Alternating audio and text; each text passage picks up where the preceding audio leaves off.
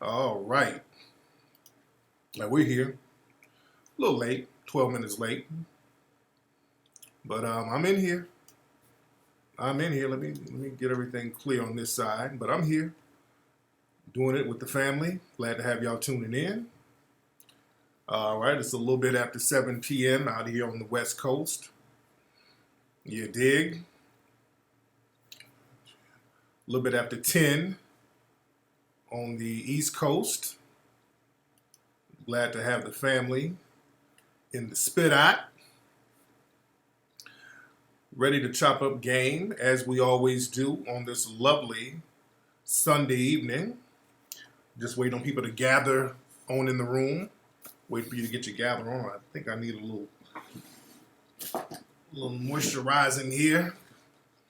Because, usually I wash up and then I do the show. But I'm checking in a little ashy on y'all. So let me get my anti-ash game together. All right. So how you guys been today? I hope you guys had a prosperous day. Hope you guys had a great, wonderful Sunday with your family. Shout out to everybody in the chat room. Somebody said they're going to shoot me some information. Yeah, I got the Mountain Dew shirt on. Yeah, I had to put the retro shirt on. Yeah, you dig? All right. So, wait till we get to around 1,000 folks. Folks are still loading up in the room. What's up, Houston? Shout out to everybody in Houston. Shout out to everybody in Chicago. Everybody loved the Atlanta episode of the ISM Radio Travel Show. For everybody's watching, shout out to Monray Tillman. Already gave 20 on the Melanoid Ministry. Shout out to you. I'm going to be in Cincinnati in a couple of weeks. I'm going to be out there filming. Shout out to Cincinnati. What's up, Ola? Everybody say what's up to Ola. You guys get a chance to see Ola in the Atlanta episode of the ISM Radio Reality Travel Show that we posted right here on my Tariq Radio YouTube page. Y'all thought New Orleans was hot. The Atlanta show was just as hot, if not hotter. A lot of folks like that Atlanta episode. We had a great time getting down in Atlanta. We had a great time down there. I'm going to be in Atlanta in a couple of weeks, as a matter of fact. I got to do some filming down there. So I'm going to be hitting the road. Also, I got a lot. I'm going to be in Atlanta probably for like a week. There's a lot of stuff I got to do back down in Atlanta. We're going to be filming for HC5. Then I got one of my properties down there. I got to get that straight. I got to get all that straight. And also, we're going to be looking at concert venues down there. We're going to do a Mink Slide concert pretty soon. What's up, Natural Charm? How are you, dear?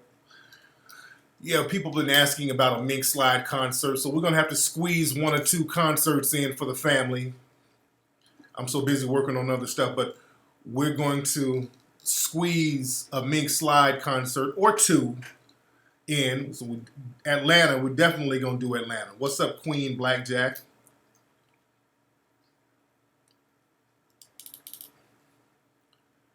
Yes, indeed. But man, we had such a ball down in Atlanta. A lot of folks in Atlanta didn't know about some of those businesses and those eating spots that we broke down. A lot of folks didn't know. They heard about Sublime Donuts, but they didn't know that it was black owned. A lot of folks didn't know it was a black owned brother. You say, don't wear the fur coat. You know I got to wear the fur coat on stage. I got to wear that on one of the numbers. Y'all got to at least sing It's Time with the fur coat on. Oh, yeah, we're going to have that fur coat on now. Yeah, center stage. That's what we're looking at. If we do the concert in Atlanta, center stage is most definitely where we're probably going to do it. Yeah, center stage, we'll probably most definitely do the concert down at the center stage.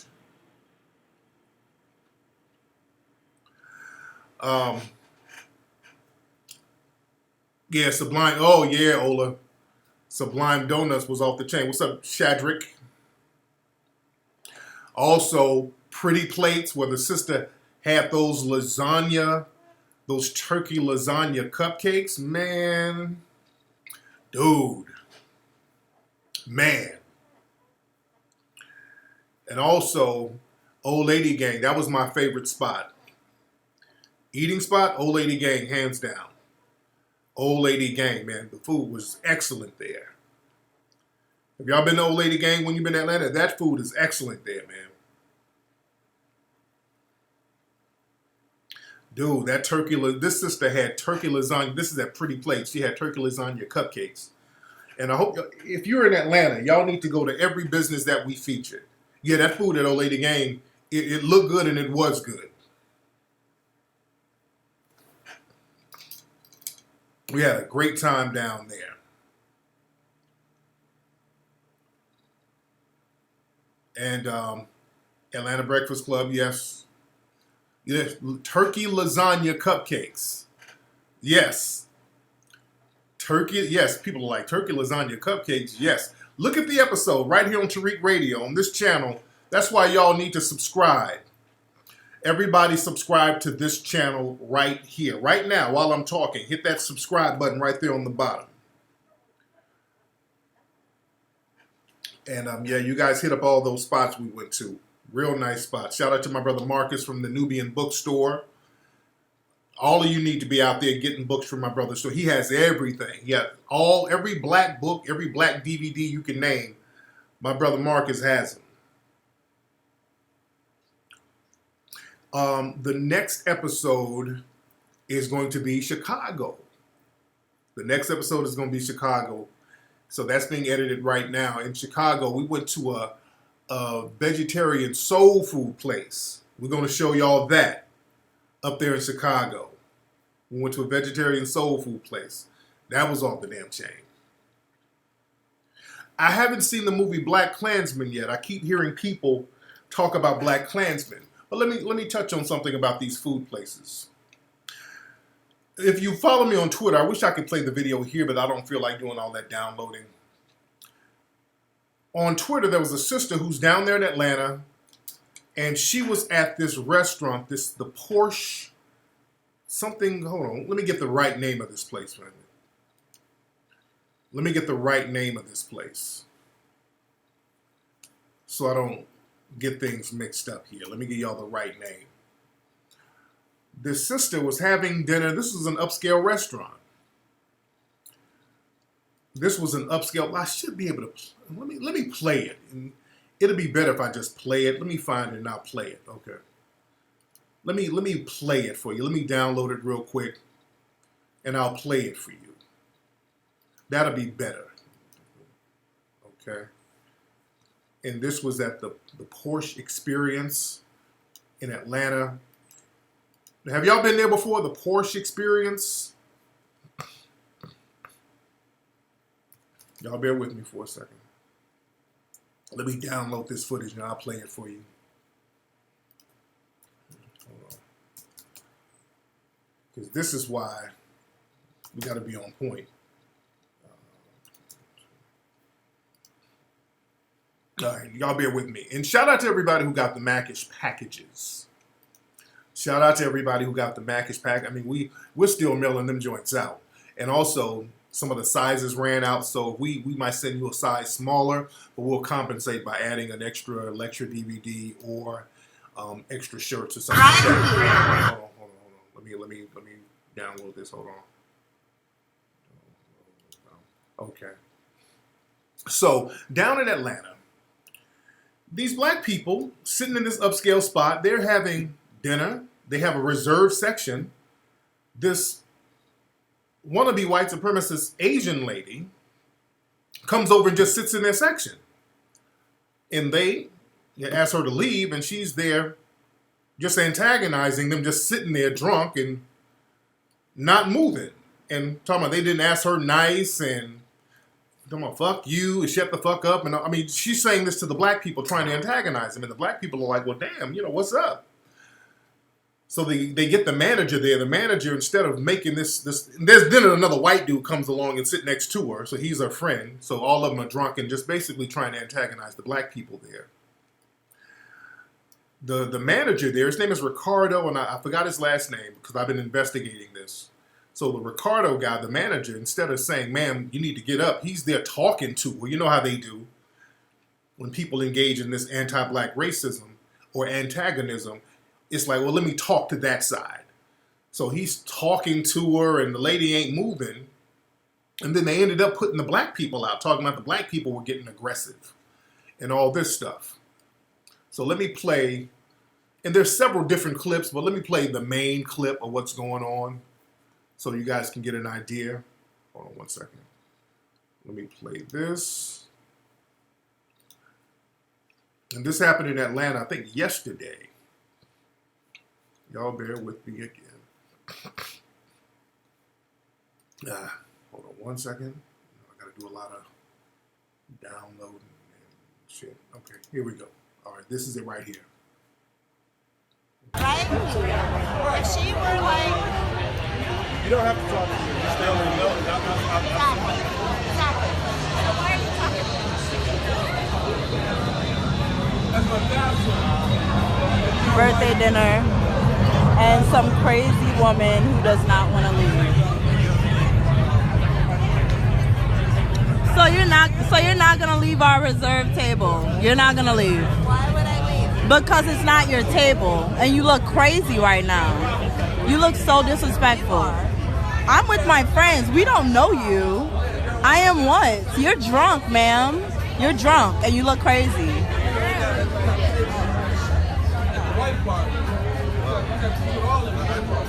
Hey, you tell her shut the fuck up one more time? Yo.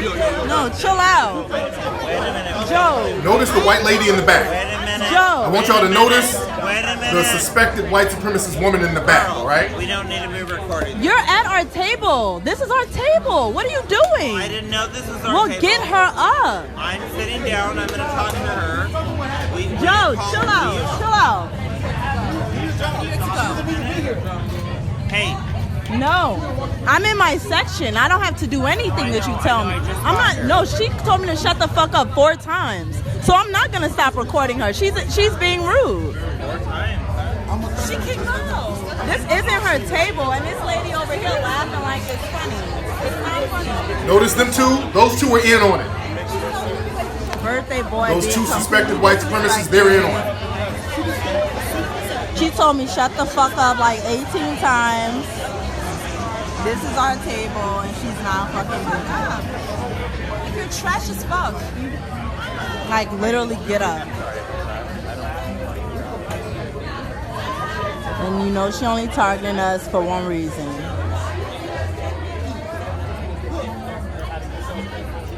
This is Ricardo, the manager, talking. It would have been nice if they... I mean, why? This isn't your table. All he has to do is say, get up and leave. All right, there you go.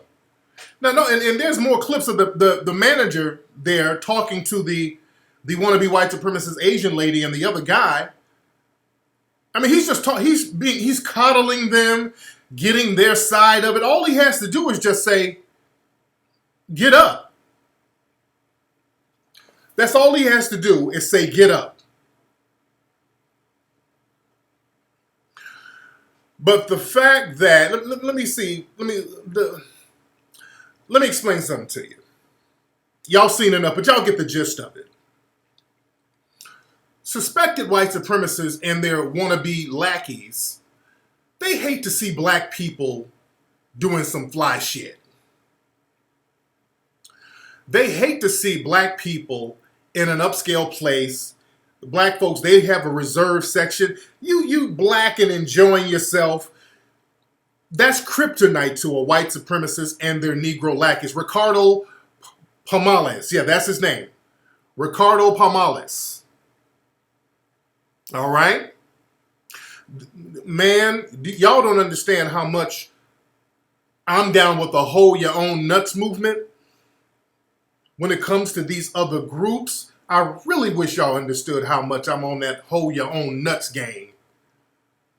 This is the reason why I don't cape for these people. They get around white supremacists and they're team white supremacy all day.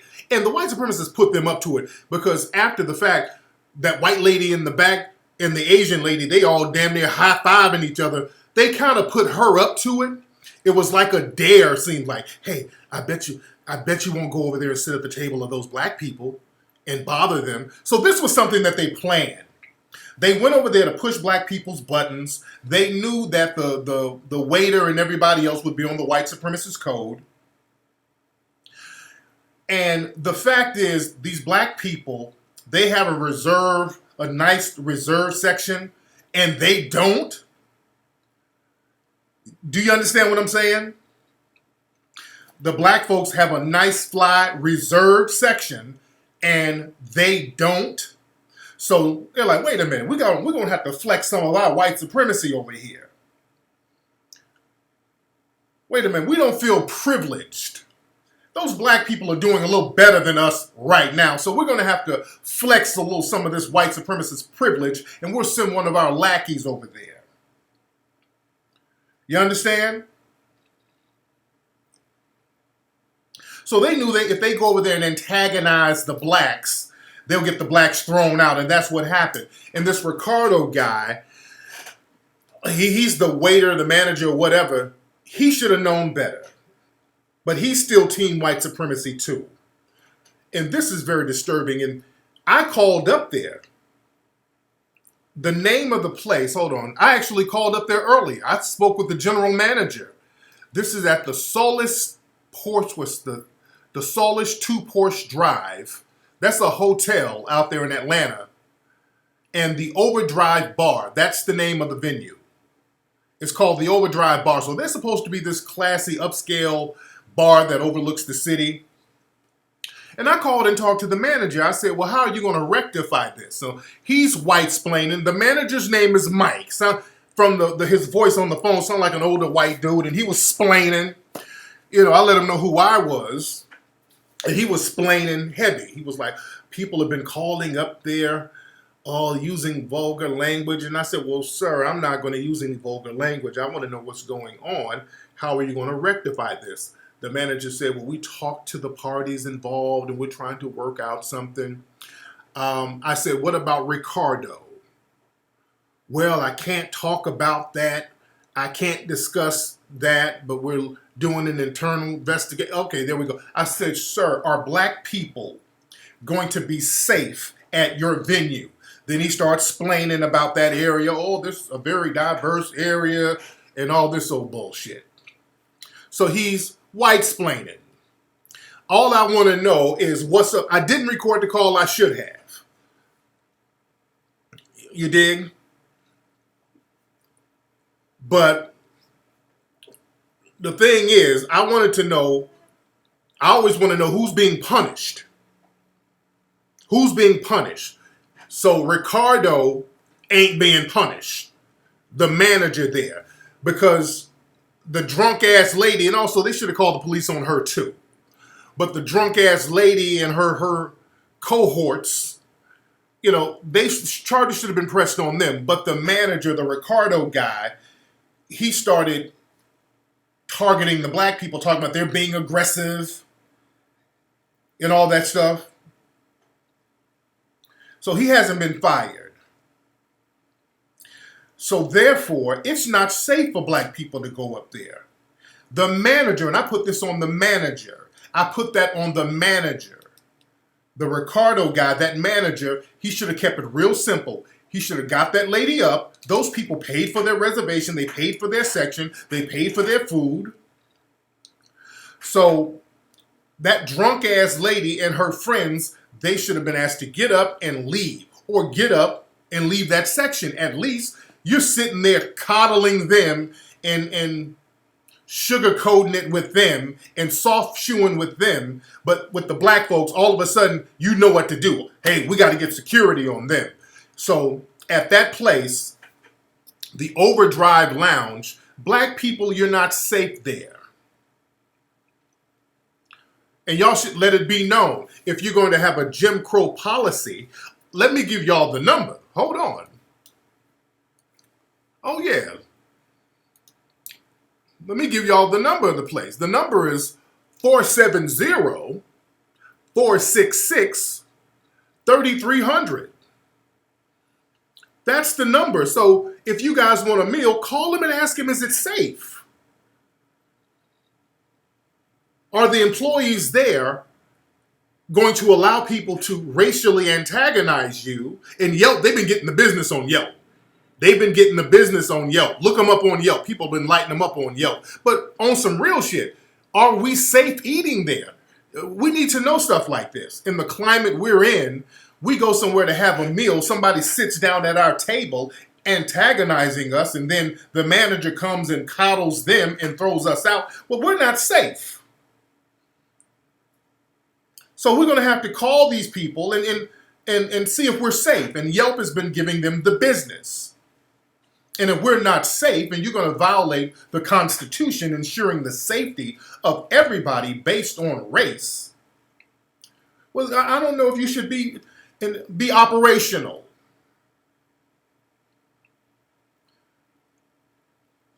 Because they mishandled that. And the fact that they're coddling the employee made a big blunder. So when I see something like this happening, and just like at the Starbucks, when the Starbucks lady called the police on those brothers and they didn't want to fire her, well, Starbucks, it's time for them to get I haven't drank a Starbucks since. And Starbucks, the stocks have been dwindling, the whole shebang. You just called, they were rude as hell? You dig? This is the reason why I went around Atlanta showcasing all the businesses there. The black businesses that we should go to, so we don't have to worry about that. But still, we have a right, though. I understand dealing with racism and all that, but we do have a right. And I like to exercise whatever rights we have. We have a right to eat at a certain place without being racially antagonized. Even though it's better to patronize black businesses, but sometimes you might not be in a location where you can get to a black business. You just want to eat in safety and just have a good time with your friends and associates. You don't want to walk into a potentially racialized situation where everybody's on code against you. So places who openly practice these type of policies, who will not protect you from their racist ass customers who come in there and antagonize innocent black people who spend money, they gonna have to get shut down. If we get shut down, we all get shut down. Everybody's gonna have to get shut down. And also what I might have to start doing, family, as you see, I'm going around the country filming all the fly black businesses around. What I might have to do, I might have to go to some of these cities and show people where not to go. Do y'all feel where I'm coming from? I might have to go while I'm filming all the fly black places. I need to warn people on places that you might potentially need to avoid that might have a racialized policy. Do y'all think that might be a good idea? We might need to go to some of these cities and let them know what nail shops that have a problem with black folks, what restaurants have a problem with black folks. You know what I'm saying?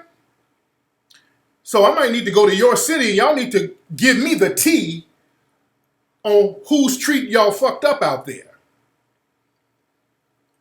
Then they'll really get some act right. You understand? Y'all have to let me know when I go to some of these cities, let me know some of these places that done acted funny style. We'll do a whole little showcase on them. What they gonna do? If I talk about you, they can't sue me or nothing. I'm talking about your experience. If I go interview one of you in Nashville somewhere and y'all tell me, hey man, I went to this restaurant and they kicked me and my friends out but left all the white people in there.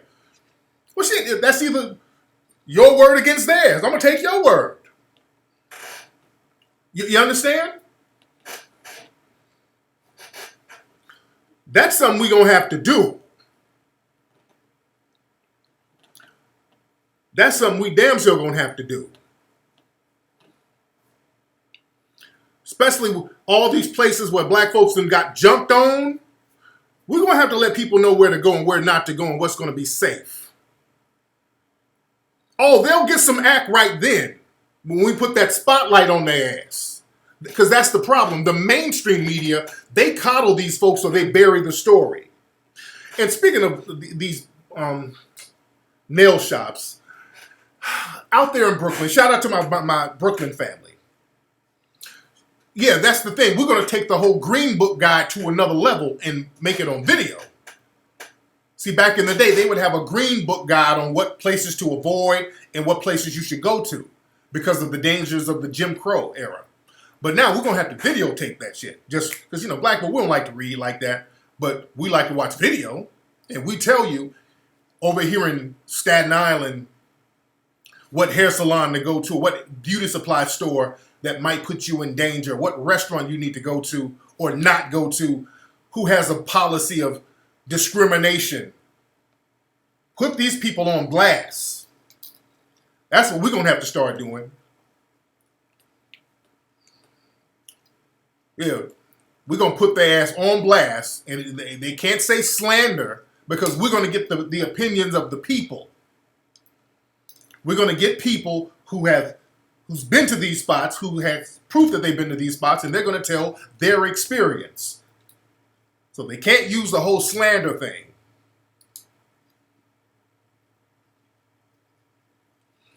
You dig?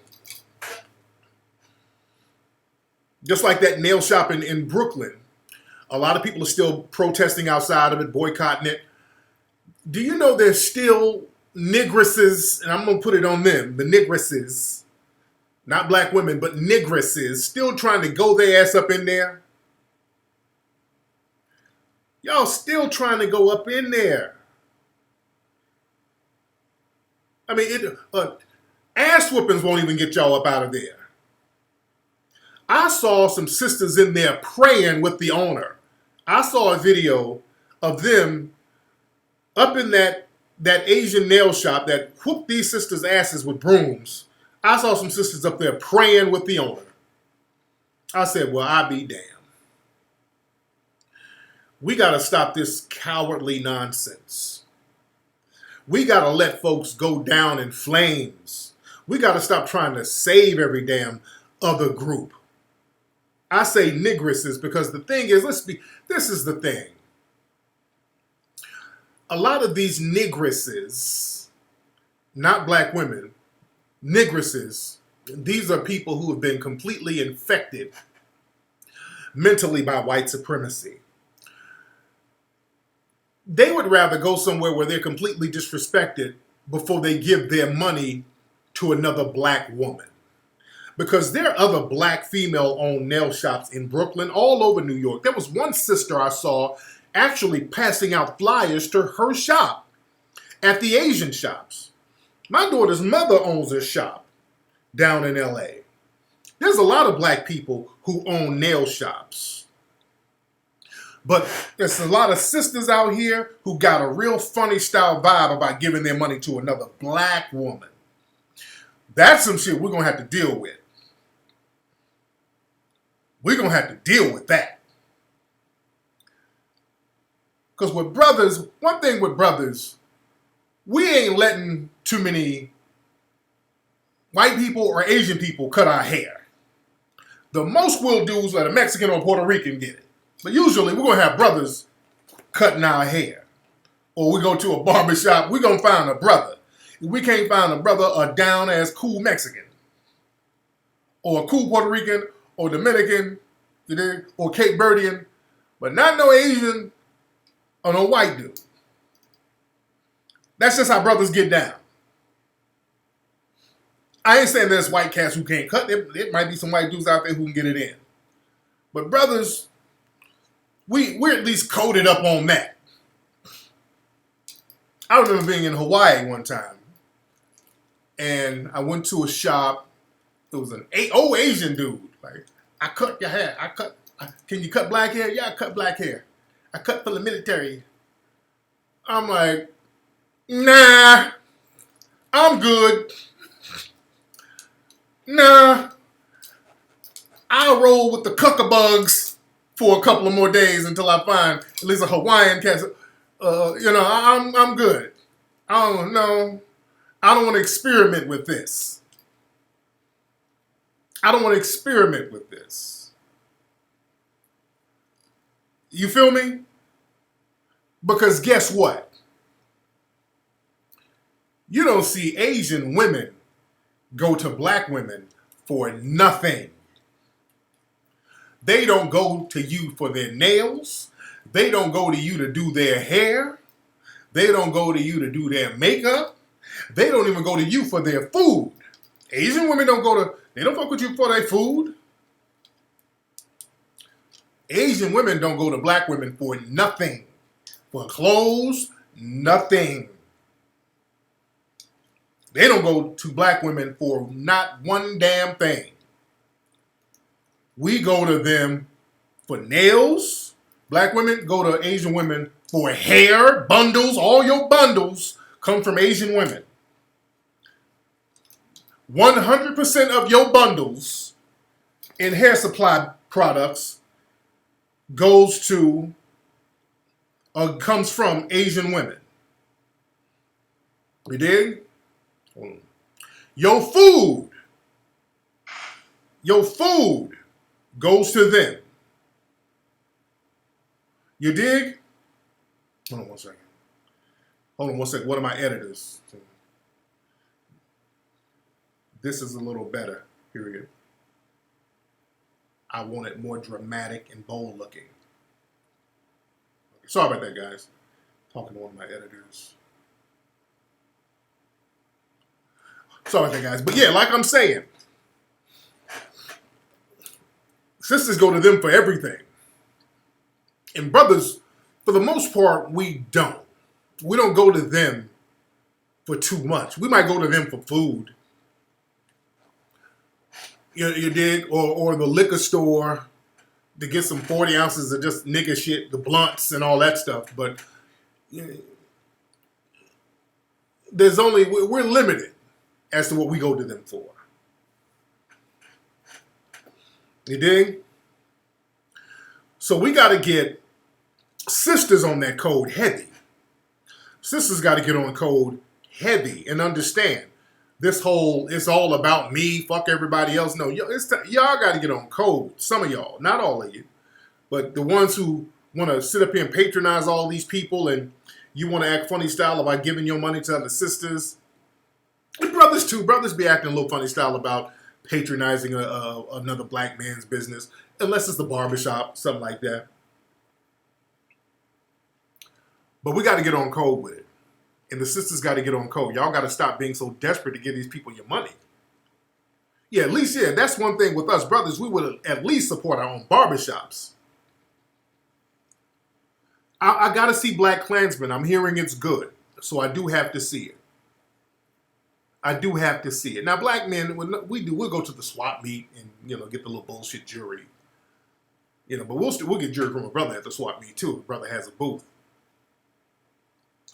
You dig? Yeah, that's another thing. If it's a tourist thing, Asian women will go to a black establishment if they're here from China visiting, or if they're visiting from out of the country. They'll go to Roscoe's Chicken and Waffles. I can almost guarantee if you go to Sylvia Soul Food or Roscoe's Chicken and Waffles and you see a group of Asians, their asses are there for the week. And they're going back to Korea or China or Japan. They're visiting as tourists. And it's basically like, okay, this is a sightseeing place. You understand? But the ones from here, who live here, who are established here, no. Absolutely not.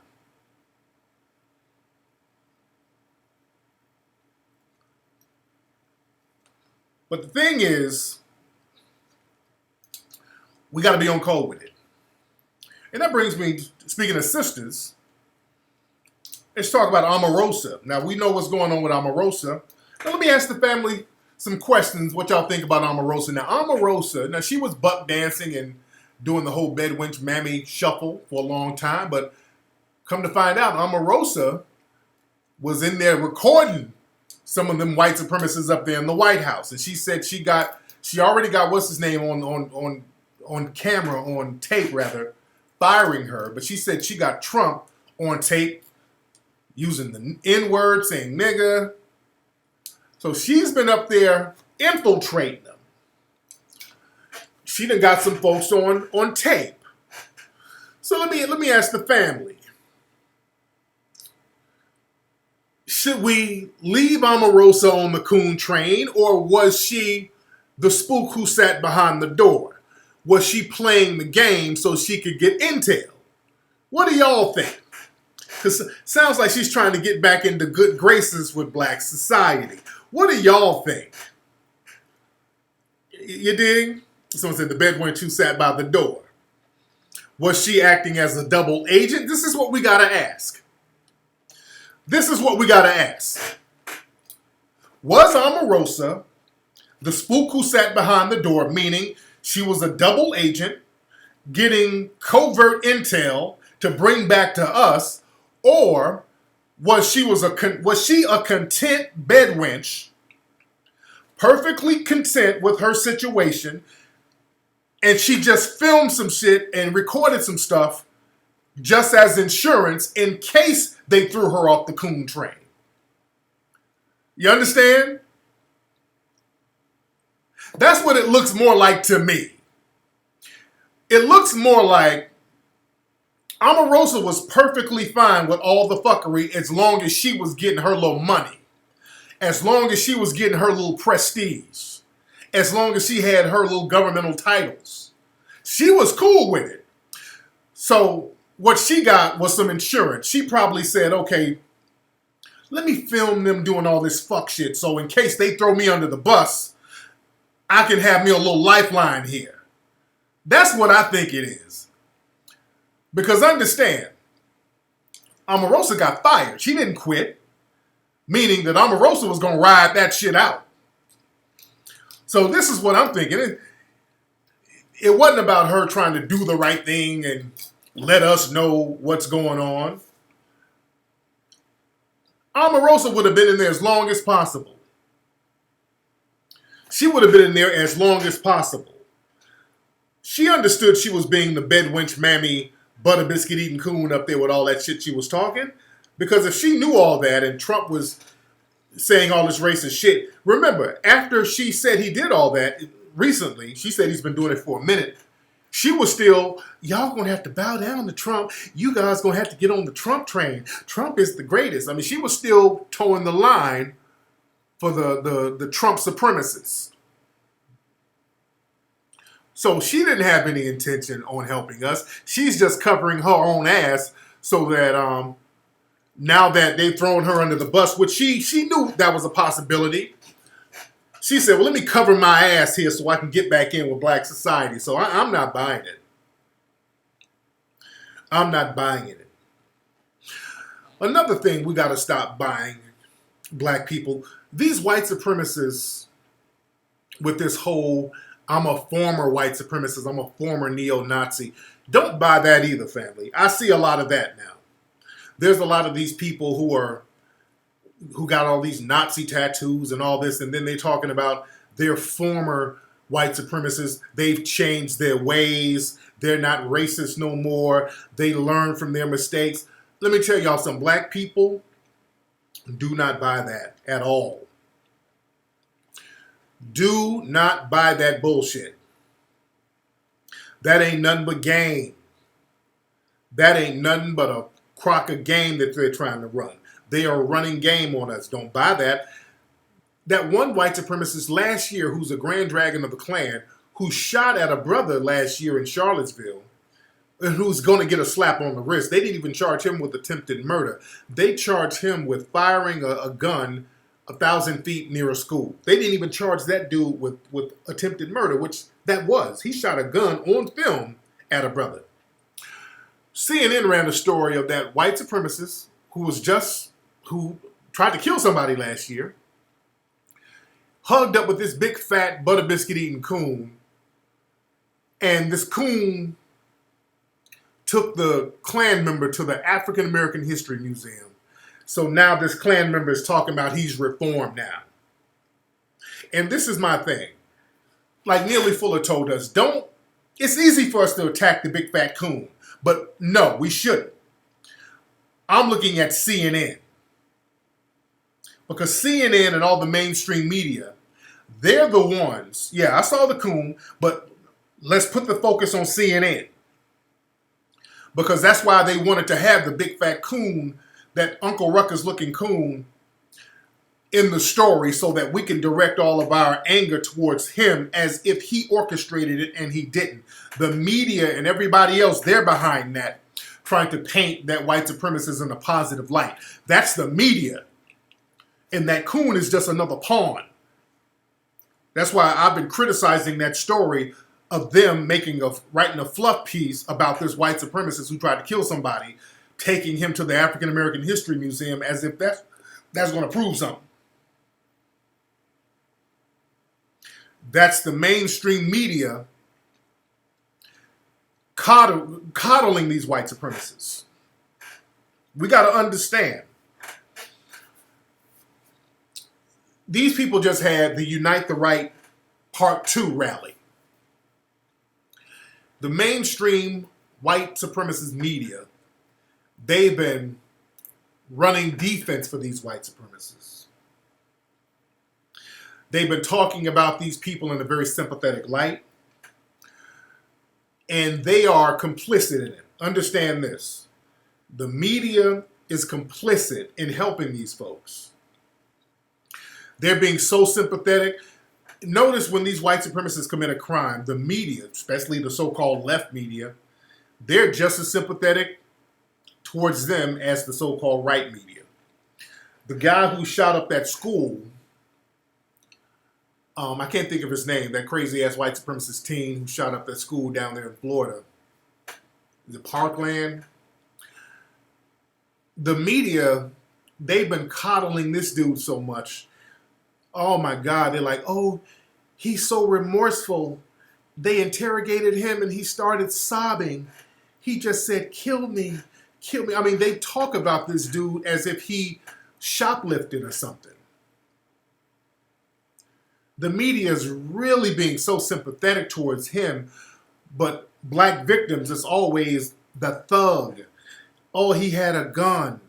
Oh, he had a bad criminal record at school. He had F's on his report card. He was a thug in waiting. He listened to thug rap music. I mean, they do everything they can to denigrate a black victim. You dig? But this Unite the Right meeting happened out there in D.C. And it was headed by Jared Kessler. Jared Kessler has trolled me online many times. He's racially antagonized me on Twitter since at least 2015. I've been calling him out for his racism since 2015. You dig? That's why y'all have to pay attention. I be calling these people out for years, warning people what they're going to do. I want y'all to look at my Twitter. I've been going back and forth with Jared Kessler since 2015, warning people about him. These people are dangerous. The fact that Jared Kessler organized that event last year where they ended up killing somebody, they carried out a terrorist attack, and he was allowed to have another permit for another one. Now, they had the Unite the Right rally today. The city of D.C. were denying rumors that there were private cars being utilized to funnel in the Nazis. They kept telling the lie that they're not doing that, and today there were several pictures and videos showing that there were private cars taking these white supremacists to the rally. Not only that, they had police protection all the way around. Now, understand the game the media is going to play. Right now, they're saying, because there were a lot of counter-protesters out there, so the media is saying that the march was a flop. All this march was a flop. Even Jared Kessler, when he did his speech today, he said that the march was a flop. he said that the march was not a success. This is him saying this, and this is what the media is saying, because they said that the Nazis came out in minimal numbers, so it wasn't a success. There were more counter-protesters than Nazis. And I want you guys to understand that's a crock of bullshit. Understand game. White supremacy is warfare. Warfare is about deception. That was not an unsuccessful march. That rally today was very successful. I want y'all to understand this. The Unite the Right 2 rally was very successful today.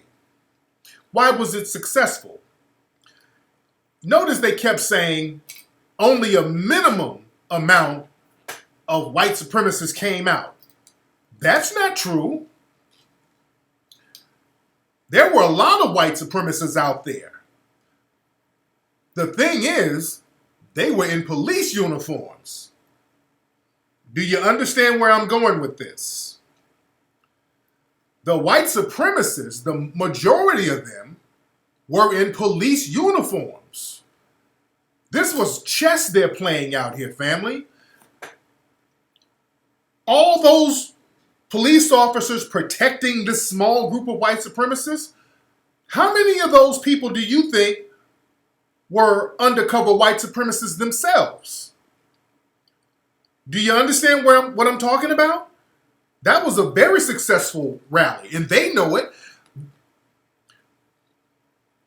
Police are completely infiltrated with white supremacists. This is what this was about, family. I want y'all to catch this. The police are 100% infiltrated by white supremacists. The white supremacists were risking their lives to protect these neo-Nazis. That's because many of them are sympathetic and they're down with that movement. This is what the white supremacists like Jared Kessler and Jason Kessler, I'm sorry, this is what they're trying to do. They're trying to blur the line between the alt-right rebel white supremacists and the white supremacists within law enforcement. They're blurring the lines. You understand? That's the name of the game. They're blurring the lines. They're trying to let you know ain't really no difference between Jared Kessler and a police officer who has the same mindset as the alt-right. We all know that the Proud Boy, all of these groups, they've infiltrated law enforcement. They've been completely infiltrated. This is what they were showing. This is the whole purpose of Jared Kessler. I keep saying Jared. Jason Kessler. I get Jared, Taylor, and all of them. All of them have these weird names like that. But this was their point, to show everybody in the other movement, not only do we have somebody in the White House, Trump is our guy. Not only do we have an attorney general on our side, Jeff Sessions. Not only do we have police unions on our side, all of these guys in uniform are on our side. That was the message they were sending today. Don't listen to what they tell you. They're full of shit. That was the message they were sending. All of these guys, wink, wink, are with us. But they'll go out there and dog whistle and act like they were defeated. Oh, man. Man, this was a flop. This sure was a flop today. Man, this sure was a flop. We didn't do well at all. Wink, wink. He's saying this when he has the entire DC police protecting him. This Jason Kessler dude, he's positioned himself. He just showed he's flexing his power. That's how the white supremacy, they will act like they're taking a loss when they know they won. He's positioning himself as a power broker now. This dude, Jason Kessler, shut down the Capitol. He shut down the capital city. He shut the city down with Every police officer in town protecting him and that small group. And you think that's a loss? They're dog whistling to each other, saying that, hey, these guys have our back. All these guys out here in uniform, they have our back. These are our guys. Remember, when they did the rally up there in Portland, law enforcement out there protecting them then. Law enforcement, they've been infiltrated by white supremacists, so law enforcement, they're going out of their way to protect these white supremacists. I don't want to hear nobody saying, well, that's just how they're supposed to protect protesters and bullshit. When I went out to Baltimore, the black teens out there didn't murder nobody. The police weren't protecting them. Remember, Jason Kessler, he's behind a murder. He had a rally where somebody was murdered and people were beaten severely, and they're still coddling him. In Baltimore, they had tanks, armored vehicles, fighter jets, all types of weapons pointed at black teenagers out there. They weren't coddling nobody black. You dig? So that's the whole purpose of that. Unite the Right was to show them we're out here for real and the police are on our side. We got race soldiers in law enforcement who are on our side. These are our guys. And if you're team white supremacy, this is how you're going to be protected. That was the message. They were dog whistling the hell out of each other. They know how to play chess, not checkers. They know how to dog whistle and send the right messages out. See, black folks, we got to be on that level of the game. We got to understand dog whistle coded language. We don't understand that. Hell, if you flat out explain it to a Negro, he still won't understand. You'll look for other ways to deny it. And I saw some black folks out there singing and dancing. I saw a couple of videos of black folks out there chanting in front of the cameras. We need to get off that bullshit. Because every time we see something like this happening, black folks want to have a purge party. Just like in the movie The Purge. They knew a purge was going on and they had a damn purge party. And then somebody went up there killing everybody. We got to get off this purge party bullshit. Black folks got to get off the purge party mentality. And we got to understand strategy.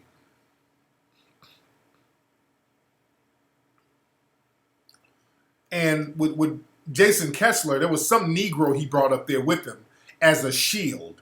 Some black dude he brought up there to say, well, Jason ain't racist. That don't mean nothing. Yeah, they were out there singing. Black folks, the minute black people see a bunch of white people, when black people see groups of white folks, all of a sudden it's time to shine the tap shoes. Oh, the minute we see white people with a camera, all of a sudden, boy, tap shoes don't fail me now. We got to get off that. We got to get off that. But like we've been pointing out, man, these people are having purges. They're having a purge. And the thing is, we don't have the luxury to wait on them to tell us they're white supremacists. The job of a white supremacist is to do as much damage as possible. They're not going to tip you off to who they are. So a lot of them won't even admit to being it. That's why you suspect that some of them are. Now, Jason Kessler spews all types of white supremacist rhetoric, but goes out of his way to say that he's not a white supremacist. So you got two choices to believe him or not. I choose not to believe him based on his actions, based on his words, based on his rhetoric. We got to stop waiting on white supremacists to confess. We got a very bad habit of doing that. We don't have to wait on them to confess. See, we got to start taking the initiative. We always have a defensive stand. we got to take the initiative to say, not only am I not going to believe you based on your actions, I'm going to take you as a hostile threat, and I'm going to act accordingly around you.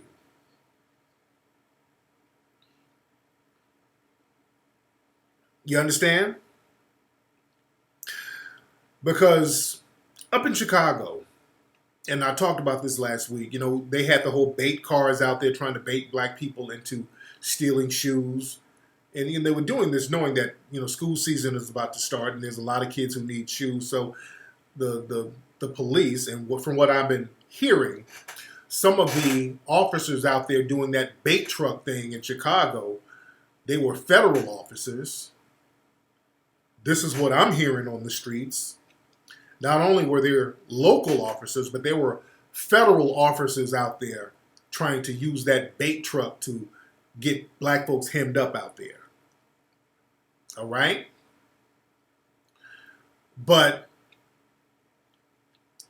I and other people, we suspected that many of these shootings are done by undercover white supremacists. These are not black gang members shooting 70 people in a day and all this old stuff. There are people saying that these shootings are done from unmarked cars. So a lot of us are not buying the fact that these people getting killed. Nobody's buying not the fact, but the rhetoric that it's gang members doing this. These are white supremacists behind this. And what's interesting, when you point this out and you point out the facts to some black folks will be in denial about this, because you know why? Some black folks will be like, man, I don't know about no white supremacists. We just got to do better, man. We just got to stop all this and we got to come together and we got to do better. You know, a lot of black folks get in denial. A lot of black people don't want to acknowledge some of the things that the white supremacists are doing. And being in denial about it helps you feel better, because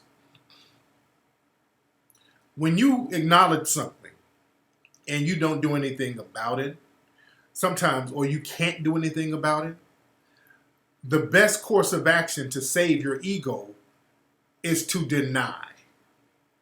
See, black folks got this ego thing. Black people got an ego thing. You don't want to admit to the fact that you're being victimized on every level by white supremacists. And once people realize that they are victimized, naturally your brain helps you look for ways to stop being a victim. Naturally, your brain will start coming up with solutions. Once you admit that you have a problem, or you admit something is being done to you and call it for what it is, automatically your brain will start doing things to make you come up with solutions or start working towards ways to find a solution. If you're a person who's being abused in a relationship, and you admit to yourself that, hey, I'm being victimized, because a lot of times people will get victimized and beaten and abused in a relationship, and then they'll blame themselves. They'll say, well, I shouldn't have got him mad. I don't need to be getting him mad like that. It's my fault. I shouldn't have got him mad. I be doing that. You blame yourself as a way to cope with remaining in that situation.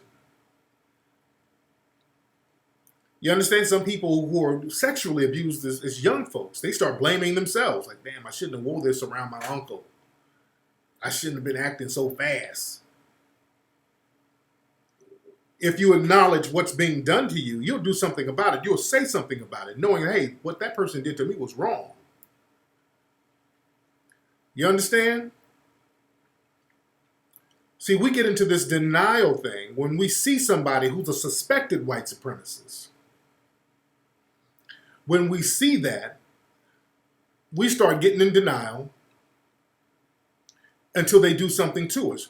Like, for example, there's another white supremacist out there I think in North Carolina. I talked about him this week, how This white supremacist was on this. Well, I'm reformed. I'm a reformed white supremacist. And let me show y'all. Let me show y'all the clip. There's been a lot of that lately, and I don't want to lose my point. What I was making. Let me give you another example. I don't want to lose my point that I was making. Hold on. But look at this real quickly. Hold on. These people just because they have different color skin than you. Okay, now look. Hold on. Now look at this game he's running right here. Hold on.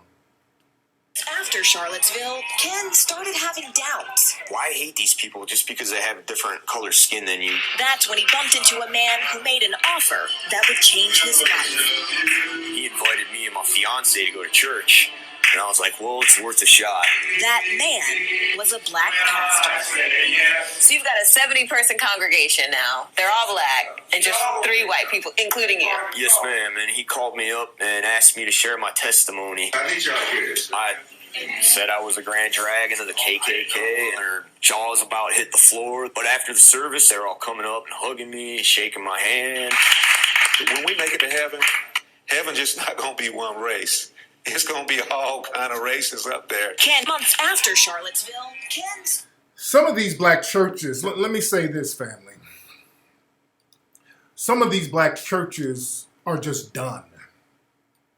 Some of these black churches have become 100% tools for white supremacy. They're just done. Let me say that, and I don't want to focus too much on the brother, but some of these Negroes at these churches, they're just done. But again, these white supremacists are running game. This is a whole bunch of them now. I want y'all to peep that. A lot of them are running around with this, we're reformed now. And they know that they're dumbass black people who will go along with it. And again, that Negro denial, when you sit up here and be like, well, I guess he did change. He can be up there and listen to the white supremacists. They all hugging on me. And then what will happen? Another Dylan Roof come up in there and blast everybody. And what they gonna do? Sit up on TV forgiving. Doing some more forgiving. This collective low self-esteem bullshit that black people have is going to have to go. You're going to have to start acknowledging your problem. Your problem is white supremacy. The problem is you're a victim of white supremacy. The problem of being a victim of white supremacy, we haven't come up with a way to get from under the victimization of white supremacy. That's what I'm working on, and that's what others should be working on. And as Neely Fuller says, we got to use that by coming up with codes that we have amongst each other. That's the missing link. This is why these people call us low IQ. We're that gullible. It's not even just gullibility. We're scared. That's fear. That's called fear. That's battered wife syndrome. No matter how much people abuse us, we're going to have to forgive them and bring them on in there, even if it jeopardizes our safety. This is why there's such a disconnect with the young folks and the older Negroes like that. You dig? This whole, we get our ass whooped and then we got to go pray with folks, whereas an Asian blows our brains out and it's time to prosecute the Asian cat like Peter Liang. You didn't see no Asian people praying with black folks. Peter Liang blew a brother's brains out, an innocent black man. I don't see no footage of Asian people praying with black people. None. Nobody prayed with Akai Gurley's family. None. Asian people got together and said, hey, our guy don't need to go to jail. They got together for that.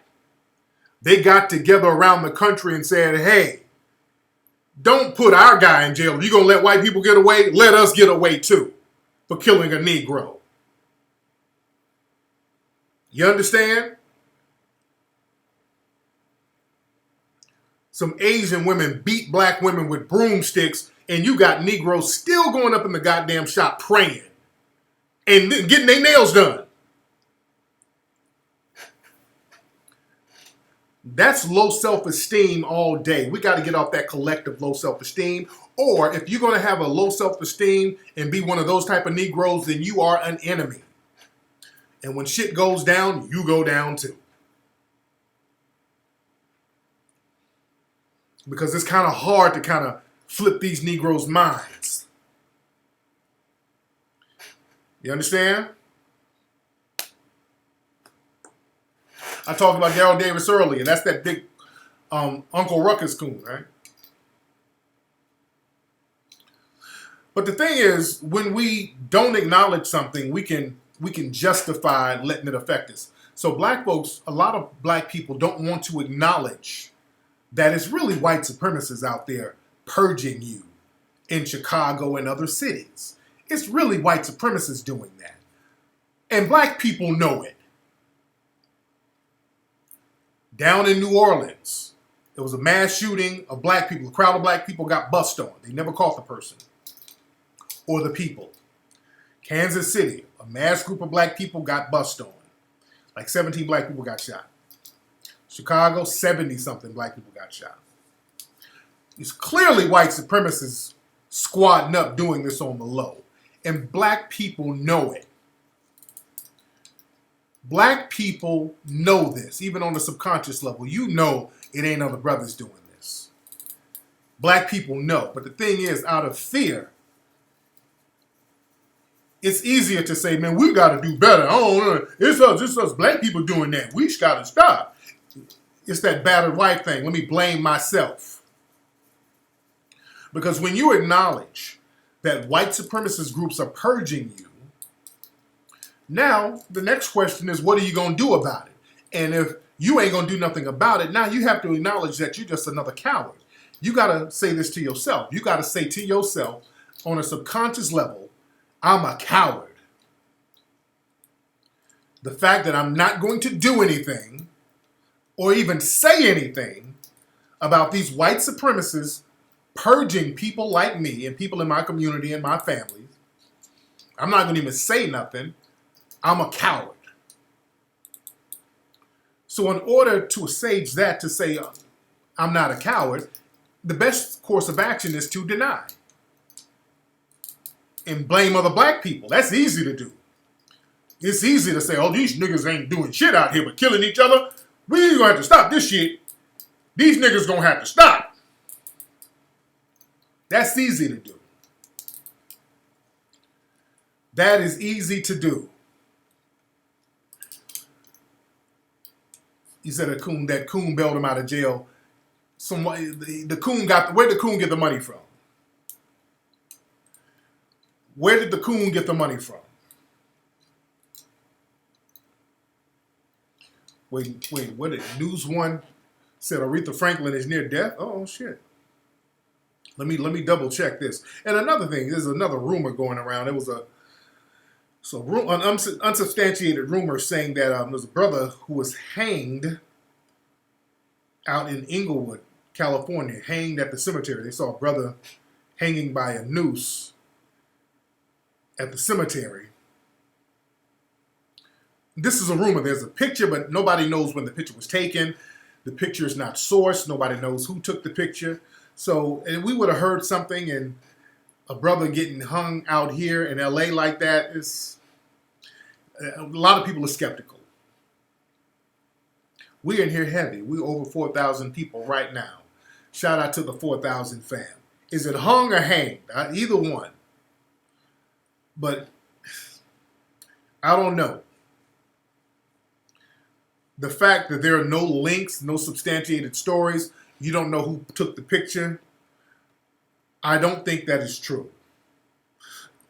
I don't think that is true. And I don't see anything about Aretha Franklin. So, or is this nigga lying? Okay, this nigga's lying. You know, hold on, let me see. She's ill. Okay, she is ill. Okay. She is ill. Okay, he wasn't lying. Okay, so there's some people, wait, Showbiz 411. Oh, well, there are rumors saying this. Okay, there are rumors saying this. What's the Showbiz 1411? This is the main source. Hold on one second. Let me check this website out. Hold on. Hold on. Let me check this website out because everybody seems to be getting it from this one website. Okay, Showbiz 411. Okay, I never heard of this site. And this might not be a reputable site, so I don't know. The Daily Mail said this? Okay. Okay, if it's real, you know, we pray for Aretha Franklin. Hopefully she's okay. The Inglewood stories from 90. Yeah, it looked like it's like an old story or something. But I don't know.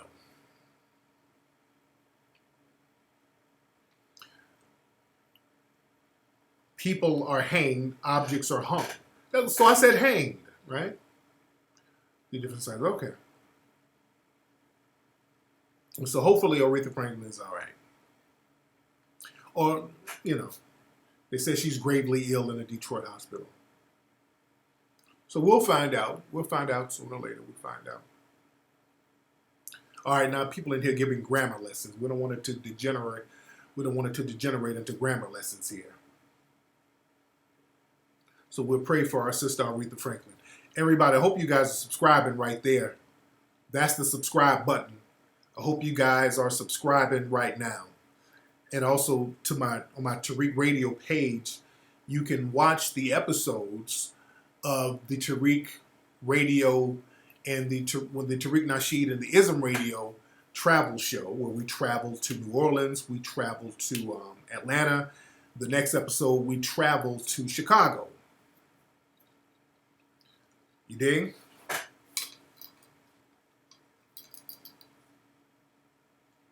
And the episodes are very, very good. Also, this week, family. Oh yeah, you guys got to get the Ism Angels lookbook, the coffee table book. We have a collector's edition coffee table book at ismradio.com. IZMradio.com. ismradio.com, and you can go on the site and you can get the Ism Angels coffee table book, which is a collector's item. You can get that now. It's provocative pictures of my lovely co-hosts, Miss Bree and Miss Layla. So you guys get that book. It's a collector's item. Only a limited edition have been made, so you guys will be one of the lucky ones to have your copy. Yes, that Atlanta episode was off the chain. I really enjoyed Atlanta. And again, I'll be in Atlanta in a couple of weeks. Yes, real talk, DJ Scrap Dirty. We got to fact check that. I don't know if we're going to Florida. We might have to do that. Yeah, man, I damn near had on my other YouTube channel, I was right at about to hit 100,000 subscribers, and then the white supremacists started targeting my page and had my page taken down, my YouTube channel taken down. So a lot of times when our pages get like real significant numbers, sometimes, you know, we get targeted. But it is what it is. That's why everybody subscribe and let everybody else know to subscribe to this channel right here. Y'all need to subscribe to this channel right here so you can get updates on what's popping. Also, this week, family, we're going to have the first look trailer for Hidden Colors 5. We're going to have the first look trailer for Hidden Colors 5 this week. All right? Because people have been asking about Hidden Colors 5.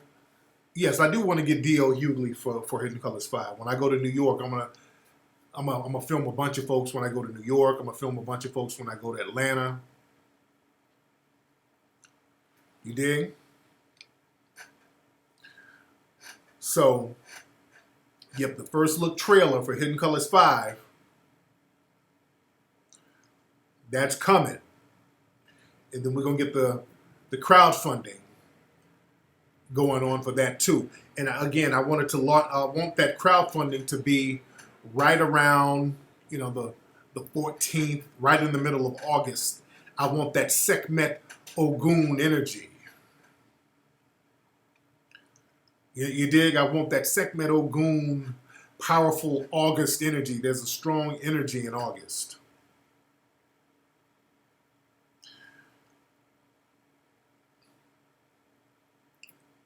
Man. Yeah, the book is good. You guys will like the book, the coffee table book. Yes, Bree and Layla are doing the most. You dig? And in Hidden Colors 5, we talk a lot about, the theme is warfare. In Hidden Colors 5, we talk about the art of African warfare.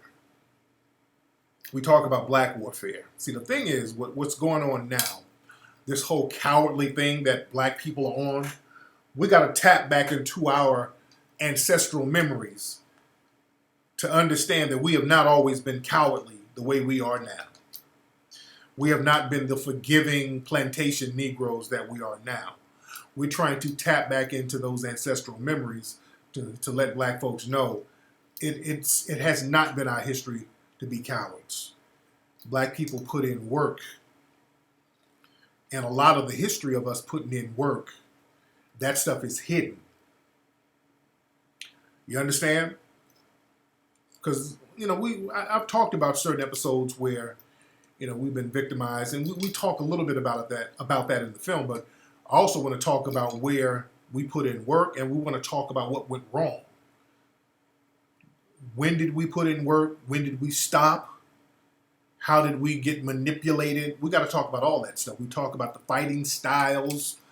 We talked about segments of society or segments of time when black people were about that life, especially in the 60s and 70s. We get on that too. One thing that's not talked about in the 60s and 70s was black people whooping ass. What we hear about the 60s, all we hear about civil rights Negroes. We're told by the mainstream media that in the 60s, black people marched, got our ass whooped, and we got our ass whooped with dignity. And now we got John Lewis and Andrew Young and all these Negroes who got elevated in certain positions. And the message is, if you get your ass whooped and be a good little Negro and take your beatings with dignity, you'll get a nice job for life. You understand? And that's not all that happened. I want y'all to understand, we're going to point out in the 60s, there were brothers whooping ass. There were brothers, and Brother Michael Jai White, he's in the film, and we talk about, he's a martial art expert for real. We talk about in the 60s, do y'all understand, brothers were over there in Japan and Korea. Brothers was over there getting that martial arts game. Heavy. Brothers were over there learning martial arts. Again, and black people, we've always done martial arts going back to Africa, Mantu arts. We're going to talk about that too. But those Vietnam vets were coming over here. They were coming back home. These brothers would whoop your ass. Do y'all understand that? This is why so many hardcore black gangs started popping up in the 60s. Understand, all these gangs in the 60s start popping up in the late 60s. That's when the Crips and Bloods, all that came from the Avenues and the Slawsons. Many of these dudes were veterans. And the Avenues and the Slawsons, the Crips and Bloods morphed from that. So you had that energy. And brothers, that's why Kung Fu was so big in the black community back then. There's a reason why we would go to those Kung Fu movies. That was huge back in those days. And they had these little underground karate classes in people's basements and in the projects back in the day. Do y'all understand? Brothers from the 70s. Cats had hands back then. Them niggas will whoop your ass back in the 70s. A nigga will whoop your ass back then. That's the Tookie Williams and those type of dudes walking around. You had dudes whose hands were for real. Not niggas in skinny jeans slapping motherfuckers now. You had niggas who would knock your head off back then. You dig? Yeah, the Slausons, the Avenues, the businessmen, all these dudes. So they had these little underground karate schools and shit, where these veterans were teaching dudes moves. You understand? That's why these gangs were so vicious back then. So we break all that down. We break down all those connections. You dig? Yeah, we break down all those connections.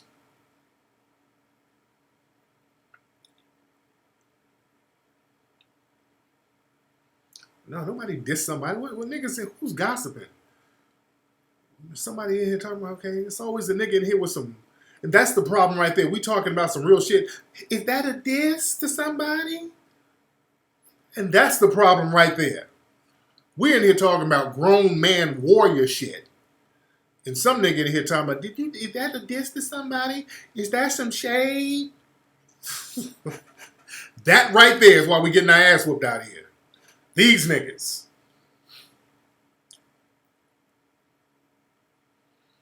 You dig? Always a moist nigga in here.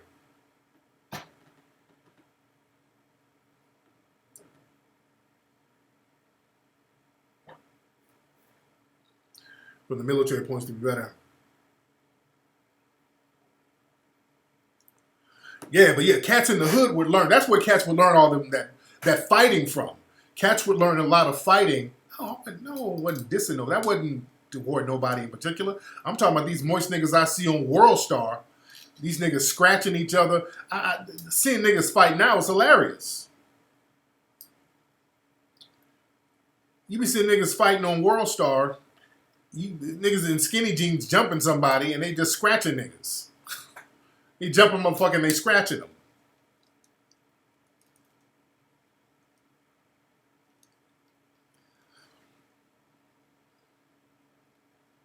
That's what's up, AK Hollywood. Yeah, we need tactics. Real talk, we need that. But we need dudes, we need cats out here who understand the threat when it's there. For example, when I look at these rallies, these white supremacist marches, let's look at these marches, for example. Let's look at these marches and these rallies. Every time we see one of these racialized rallies, the white supremacists, what do they have on when they show up? The white males, when the white supremacist males, when they show up, they have on military style gear. Even if they have on certain uniforms like those khaki pants and white shirts, they have on a helmet, they have bulletproof vests, they have shields, they have hard-toe boots, they have flagpoles used as sticks. These dudes are military ready. They come on with militia gear. What do black dudes have on? Skinny jeans that's sagging, flip-flops. Niggas be having they navel out, tongue rings. You in victim mode. That's why they can jump you so fast. You already in victim mode. You dress like a chick. All a nigga gotta do is break one of your nails and you fucked up. Not only that, the white supremacists out here dressed in military gear, standing ready at attention to attack. Niggas out here with radios dancing in your flip-flops.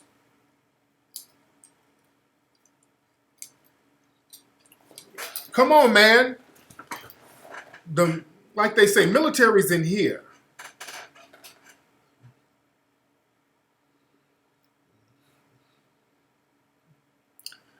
Niggas out here getting it in on some chick shit.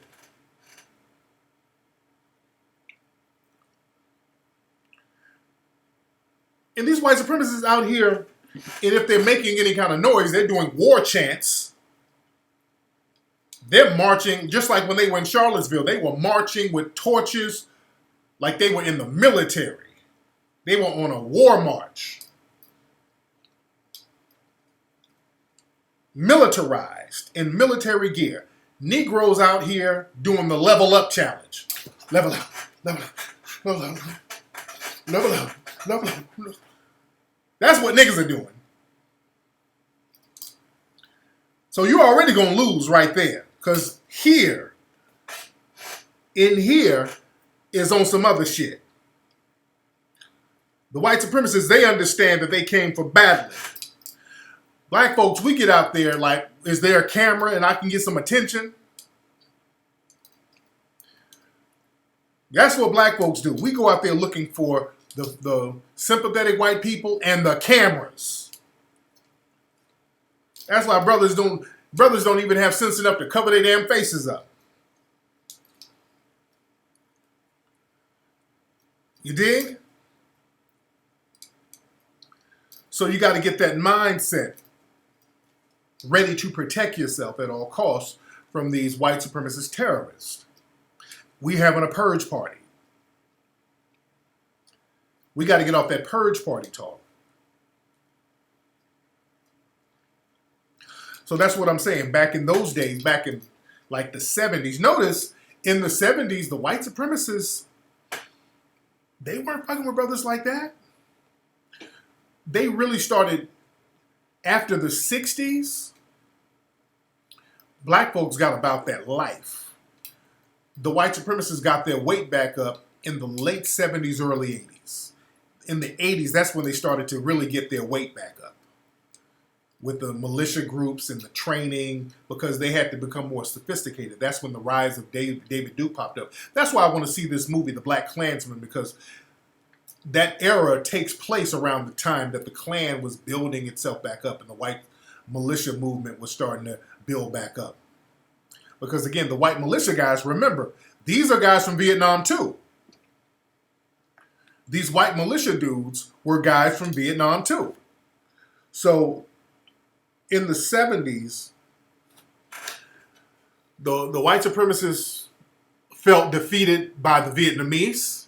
When they came back, the morale was low because they didn't get a hero's welcome. Everybody was against the war, so nobody really appreciated them going over there. Also, when they got back, the civil rights movement had gave black people symbolic gains, meaning that black folks could live in certain areas now and black people could get certain jobs. And that really fucked with the white supremacists. And now you couldn't just run up on black folks no more, because now you had all these brothers who were veterans, and now they've trained gang members now. So you got former black veterans, and you have these gangs popping up in the 70s who would knock your fucking head off if you dare come in the community with the bullshit. You understand? So now the white supremacists felt very disenfranchised. Now they could attack black people economically. They can do things within that system, but the everyday average Joe white supremacists, they felt powerless. The elitist white supremacists, the ones who were the politicians, they would do the bidding for the lower level white supremacists by, we're gonna put the black kids in special education. We'll try to gentrify here. We'll try to defund the school there. They would do little systematic things. But the white supremacists felt very disenfranchised during the 70s. So they were trying to get their weight back up, those veterans. So it was those former veterans that were kickstarting that white supremacists, the new movement, the neo-Nazi movement in the late 70s. This is when the book The Turner Diaries came out in the late 70s. This is when David Duke was cleaning up his image. They started to regroup. You understand? But we got to be clear. The white supremacists, they've always done stuff within black society, and then we've been blamed for it. I really want y'all to understand that this is a purge that's going on in places like Chicago and other places. These are not black people doing this. As we saw, they had a bait truck in the community a week before these shootings. So that showed you that law enforcement were doing covert operations in the neighborhood. They were already doing covert operations. This is nothing new. They did the same thing out here in Los Angeles in the 80s. The police would do drive-by shootings in rival neighborhoods, and black gang members got blamed for it. We can even go before that. The early hip-hop movement in the Bronx. Where are my people from the Bronx? Where are my people from the Bronx who grew up in the Bronx in the 70s? In the Bronx, you had those white landlords who would go into the neighborhood and burn down the buildings. And they would blame black people. Black people would be blamed for burning down the buildings in the Bronx. Black people would get blamed for that. And it was these white landlords doing it because they would get insurance money. What's up, DJ Abdul Jabbar? They would get insurance money. You understand? So people always done little slick shit within black society, and then we take the blame for it. Yeah, that was a big thing in New York at the time.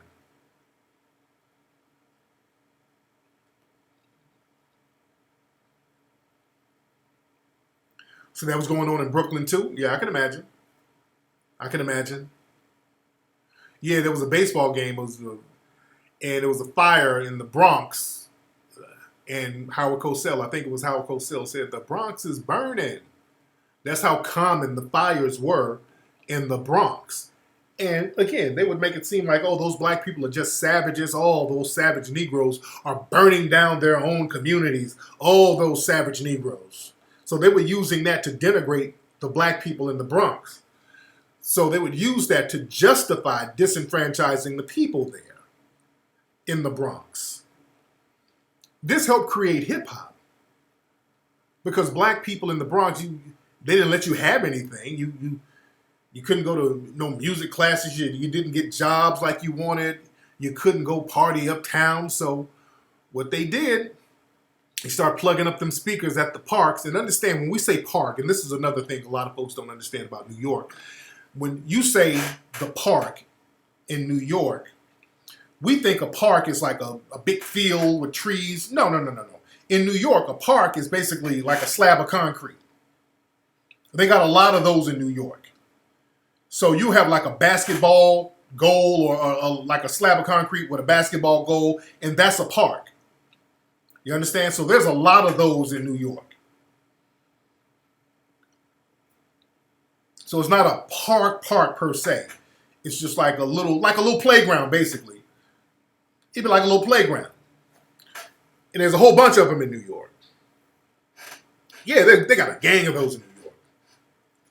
So people would use that playground, the basketball court, that park, that would be, all right, this is going to be our outside club right now.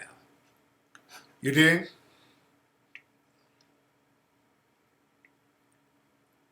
Yeah, the Bronx was damn near destroyed in the 70s because, they economically targeted it to harm the black folks there.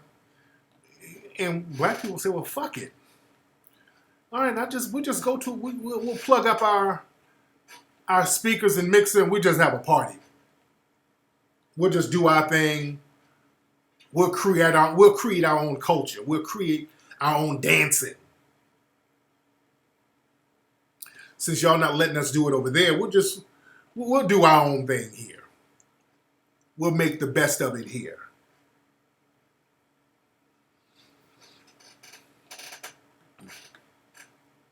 You dig? So that's why they could have a party at the drop of the hat and set up at the park. Because the building, the slab of concrete, it'll be right next to a building. You understand? So that just gives people an idea of what they mean when they were doing it in the park. Because sometimes people think that people would lug all their stuff to like a park with a field and a bench. And no. The park can be right outside your door. That's why everybody would go to it. It's a slab of concrete right in the middle of all these buildings. You put that music on, and that shit sounded popping.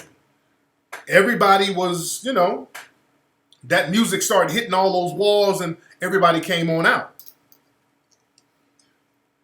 You understand? And plus, they would get power from poles, electrical poles, and then they would get it popping. And the thing is, the police weren't coming up there, really shutting the shit down. They didn't give a shit. This just showed how wide open it was, and you can do that. You can go plug into a power cord, and you didn't need a permit. You can go set up speakers and just have a party right there in the park. Whereas you do that now, you got to get a permit and all that. But back then, that just gives you the mentality of what was happening out there. That the police didn't give a fuck what happened out there. They weren't out there. They weren't going to come out there and protect nobody. So the acoustics were great back then. And when you go to New York, you really study New York. I love New York when I go out there. So you got to really study New York to get yourself in the mindset of how they were getting it together out there. Because when I go to the Bronx, I like to go see and look at things from a historical standpoint. I'm always looking at the history of something. I'm a big fan of the early hip-hop and the genesis of hip-hop and how brothers created a multi-billion-dollar industry from ruins. You were out there in a place that was just, it was a wasteland. It was ruins out there. And brothers created a whole culture that's a billion-dollar industry. That's power. You dig? That's power right there. And Ogun gave brothers an alley-oop with that 1977 blackout. A lot of people contribute that blackout that happened in New York as a very pivotal moment in hip-hop. In 1977. And who was the mayor? Was it Koch? Was Ed Koch the mayor in 77? His little corrupt ass. What's up, Sean from Miami? How are you, dear? But in 1977, as we all know, there was a major blackout out there in New York. The power grids went out. And it was one power grid that went out, and then that triggered all the other power grids to go out in 1977. It was in the summer.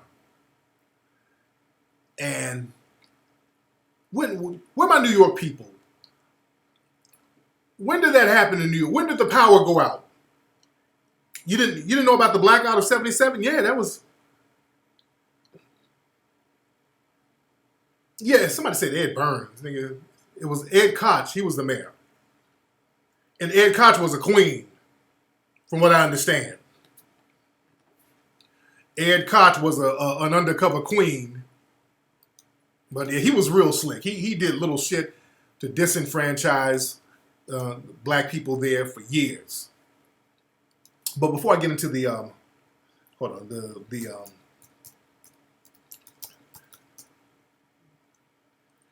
before I get into that blackout thing, speaking of Ed Koch, I remember in the 80s. When did that Guardian Angels? Remember those dudes, the Guardian Angels? I remember seeing something on them because I was living in Alabama at the time. It was in July of 77. July of 77. Right? The summer of Sam, right? But let me go forward for a minute, then I get back on that. I remember the Guardian Angels. They did an expose on the Guardian Angels. That was like this vigilante group that would ride subways to kind of curb crime in New York. The Guardian Angels, they got started. Was it the 80s when the Guardian Angels start popping off, or the early 70s? I could have swore it was the early 80s. No, it was the early 80s. Curtis Silver, his ass, he's a little suspected white supremacist, by the way. Curtis, he's real slick. But, yeah, the Guardian Angels, what they would do, it would be these white and white Puerto Rican dudes who would, and I think they might have had a couple of Negroes sprinkled in. They were supposedly started in 79. I remember hearing about them in the early 80s. And they would dress in these red berets, almost trying to mimic the Black Panthers. You understand? They would dress in these red berets and all this old shit. Yeah, the Guardian Angels. That's the name. They used to ride the subways in New York. Now, remember, there was a television show called 2020 who did a little expose on them. And this is the mainstream media, so I'm thinking, well, damn, the Guardian Angels, they running shit in New York. I'm like, God damn, the Guardian Angels, they killing the game out there. The way they portrayed them, like they're these vigilantes curbing the Negro crime and all this old shit. I talked to some dudes from New York about that. I said, man, the Guardian Angels up there really running shit, huh? Boy, I'd never forget. Them niggas laughed in my fucking face. I'd never forget those niggas. What? Who told you that, son? Nigga, fuck a Guardian. We beat the shit out of a Guardian Angel. They ain't running shit, son. I had to learn from the streets. Them Guardian Angels weren't running nothing. Yeah, them Guardian Angels would get their ass whooped fucking with brothers up there.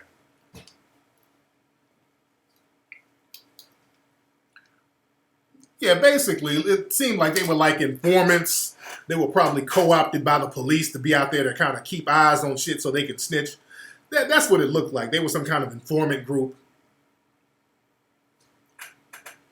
But man, my dudes from New York laughed in my face. Nigga, Guardian Angels? Man, them niggas are a fucking joke out here. Man, they said, we beat the shit out the Guardian Angels. That's what I kept hearing. Then I started hearing more about they get their ass whooped all the time. You dig? I'm like, well, damn. Yeah, because you had some brothers up there in New York like the Decepticons and all these dudes. But going back to 77 in New York, New York at the time, black folks are being massively disenfranchised. You got Ed Koch up here with his white supremacist rhetoric, doing anything he can to keep the black, New Yorkers, underprivileged. So in 1977, that major blackout happened, and brothers started hitting up all them electronic stores. That's the first thing they started hitting up. There were riots and looting, really, not really riots, but really looting all over the place. It was the energy of Ogun. The people had been disenfranchised, and now the spirit had brought justice to give people the things that have been denied them. You understand? So brothers started hitting up them electronic stores, and they started getting all types of equipment. And right after that blackout, all those hip-hop crews started popping up all over the place. So then hip-hop started to spread, because then everybody had mixers and speakers and turntables. So now more people could hone their craft and more people can spread out. And that's why right after 1977, that's when hip-hop really went on a rise. What's up, JJ Green? Is that Junius Green? Is that my dude Junius Green? It looked like Junius in the profile picture.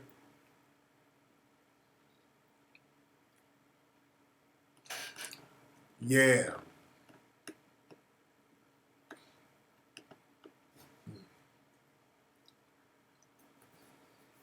And speaking of somebody mentioned Big U. I gotta holler at Big U because I want to get Big U in HC5 too, because we're talking a lot about early LA culture, and I want to chop it up with Big U. I've been meaning to reach out to him. Y'all send me. I can probably holler at Nipsey about Big U's information if he has it. But y'all, I gotta holler at Big U.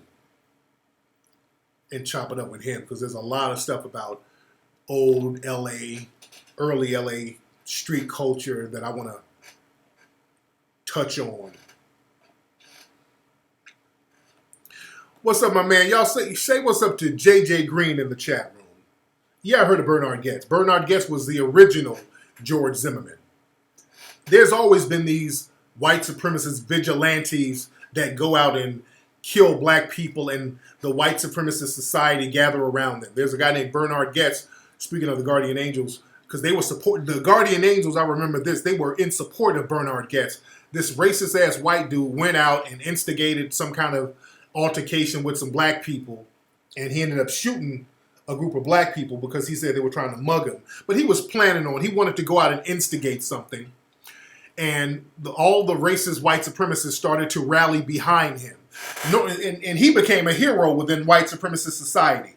And understand, Junius, I'm not forgetting about you, JJ. Everybody say what's up to JJ Green. I got to talk about my brother JJ. Understand this. This goes back to what I was saying. In the 70s and also the early 80s, the white supremacists felt that black folks were getting a little too uppity. Black people are getting too many jobs. Black people are getting elected to too many political positions. Black people you're getting too many gains. Meaning, we're just getting normal shit. So white supremacist society, they were very resentful of black society. And it always takes one white supremacist to be that sacrificial lamb. So Bernard Goetz, he went out there in the mid-80s, I want to say 84, and pulled that stunt. He was the sacrificial lamb to go out there, shoot some black folks, and put himself on the line and allow the system to kind of funnel him through. And they kind of protected him. And when we have shit like that and nothing is done to these people, that emboldens others. That was in 1983. Bernard Goetz should have been handled. Bernard Goetz should have been handled. And the fact is, when these dudes go out there and do one of these vigilante style tactics and they don't get handled, that empowers more of them. They get to walk around, and I think he's free. Is he alive now? I think he's still alive. Yo, we in here heavy. Shout out to everybody in here. We like 4,300 people in here. We are here heavy. Are you guys subscribed? I hope you guys are subscribed. But like I was saying about Bernard Goetz, he became a hero. It's like we finally need somebody to put these Negroes in check. And when you don't check that, that gives them strength. That gives them momentum. That goes back to the Crusades and the Reconquista. When the Europeans started to come out of Spain, what they would do, they would go into North Africa, and for the first time, they'd conquer one little section. And the fact that they don't get checked for doing that, once they go in and conquer one little area, now they got their weight up, and they don't get checked. Then they grow. Then they grow more. Then they'll take over certain bigger areas. See, that's the thing. They have to be checked. You got to nip some shit in the bud. And the thing is, we start playing and we don't nip nothing in the bud. So Goetz, he never went to prison. I thought he went to prison, so he never went to prison.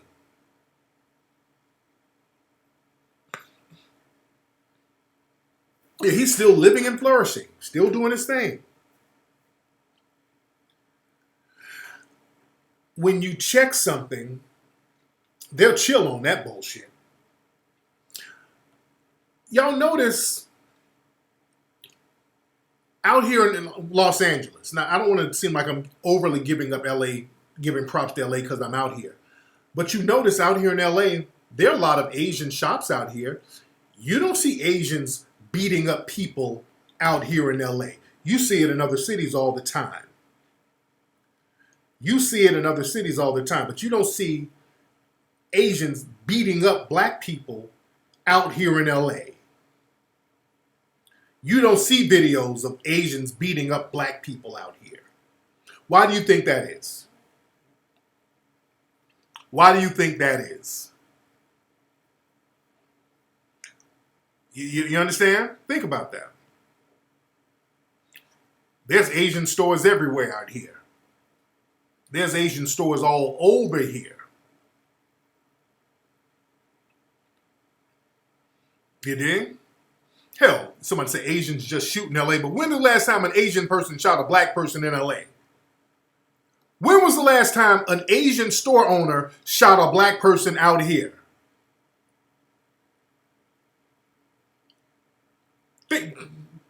Tell me.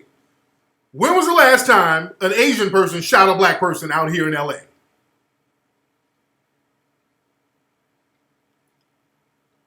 Somebody said they shoot black people in LA. When? When was the last time? In the early 90s. Exactly. In the early 90s. Exactly.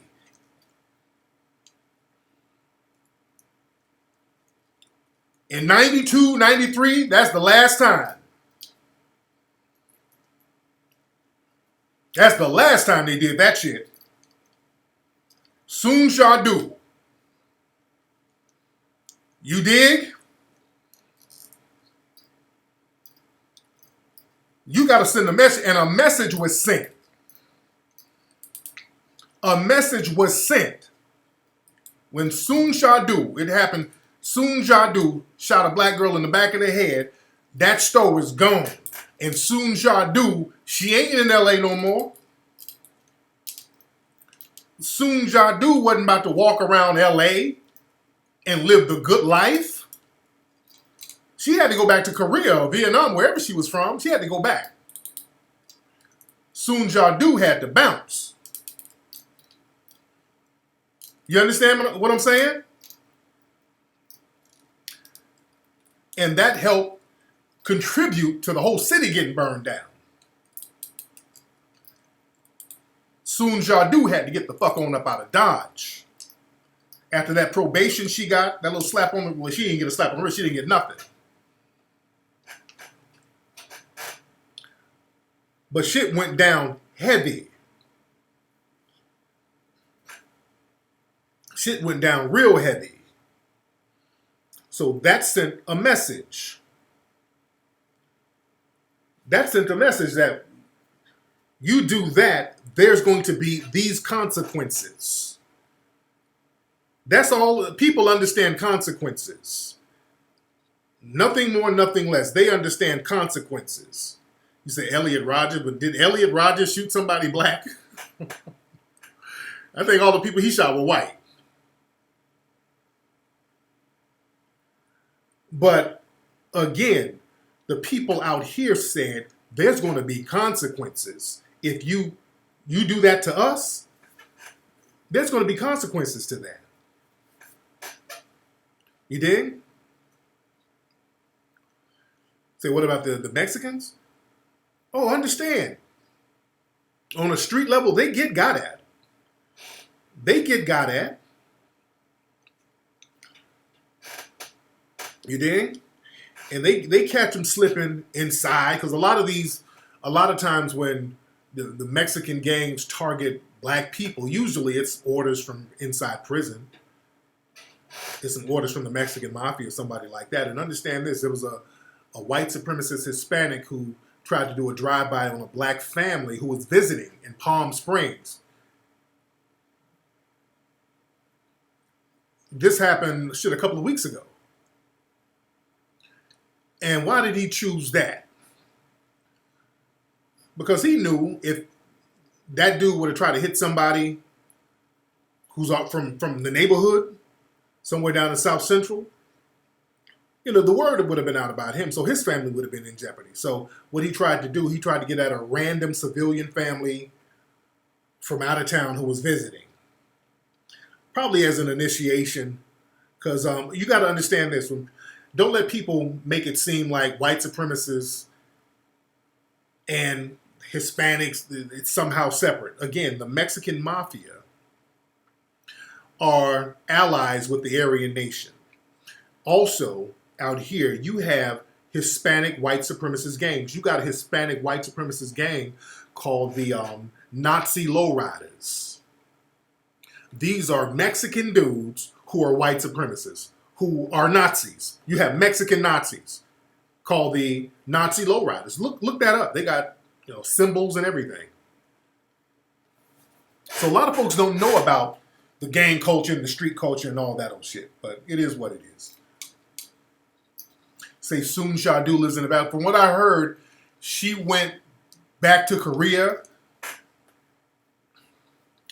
and she probably came on out later. I don't know, but I know at that time she had to bounce. She had to bounce. Now, she might live somewhere under an assumed name or some shit. How can you purchase 1804? 1804movie.com. 1804movie.com. Y'all better understand this, man. There's a lot of Hispanic white supremacists. That's a reality. There's a reason why, and I said this before, there's a reason why a lot of Hispanic people, as a group, nobody really condemned George Zimmerman. To this day, they haven't condemned George Zimmerman.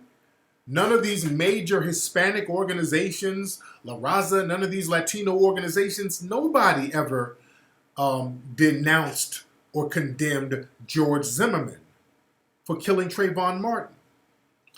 And the reason why is because they were in agreement with Zimmerman. Many of them were in agreement with Zimmerman. They're trying to be team white supremacy. So they think, okay, well, if this is what it takes for us to be team white supremacy, I'm good with that. That's why they didn't condemn Zimmerman. They were totally fine with a black child getting his brains blown out by that crazy white supremacist Zimmerman. They were perfectly fine with that. They're complicit in it.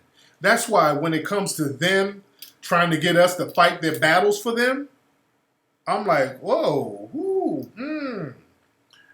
hey man, we're all in this together. No, I ain't no immigrant. So you're going to have to hold them nuts, buddy. You're going to have to hold your own nuts. I'm not an immigrant. I don't know what you're talking about. We're minority brothers. I don't know what a minority is either. I don't know what a minority is. Anything is the minority. Now, pedophiles call themselves minorities. I played a clip a few weeks ago of a damn pedophile saying that, hey, us minorities are really being treated bad. Pedophiles call themselves minorities now. So I don't know what a minority is. I'm not a minority. It's too much bullshit mixed in with that minority talk. I ain't no minority. I don't know what that is. I know y'all gonna have to hold your own nuts, and your pedophiles don't hold nobody's nuts with you dirty bastards. But everybody else gonna have to hold their own nuts. My man JJ Green is in the room. JJ, you still in here, brother? My brother Junius Green is in the room. Let me tell y'all who my man Junius is. I was thinking about Junius the other day. Speaking of Chicago, I was thinking about Chicago, and I was thinking about Junius the other day, reaching out. Junius, where you at, JJ? Where's my brother JJ Green? I want JJ to be in here. Hope he didn't bounce.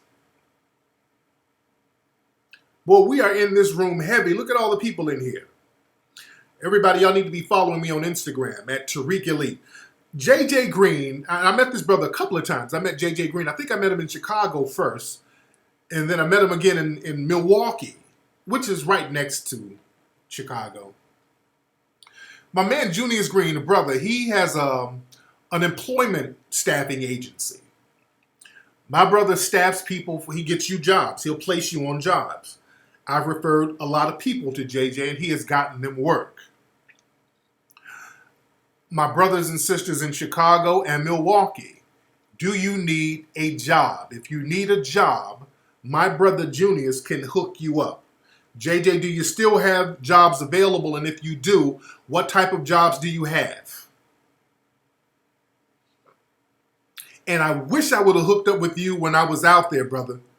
JJ, are you stationed in Chicago, or are you stationed in Milwaukee now?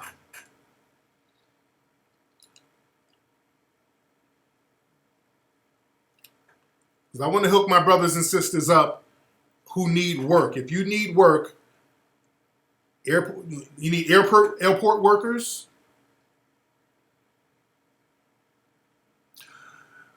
Can he get jobs in New York? Well, JJ, do you get most of the jobs from around the Milwaukee and the Chicago area?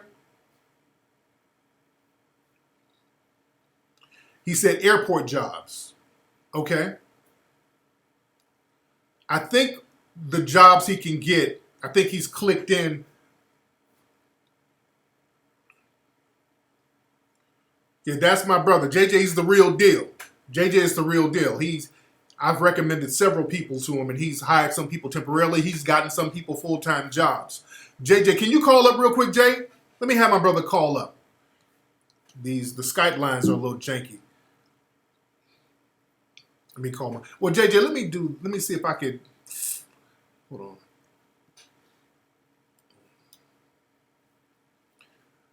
Let me do this. JJ, do you have my phone number, JJ? Don't put my phone number up there, but text me your number, Jay. Let me see if you still have my phone number. I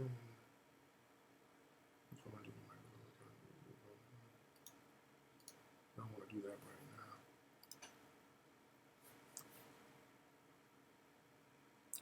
now. 50% unemployment. Okay, I want my brother to call up so we can hook some of the family up who needs work right now. We got a lot of folks in here. JJ, you still got my cell? Text me your number, then I'll call you on the broadcast line.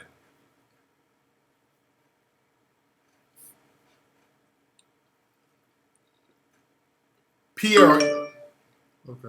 Pierre, are you in Chicago? Hold on. Hello? Oops. Okay, well, this Skype, I hate this Skype because they got like a little glitch in here where you cannot dead the audio. All right.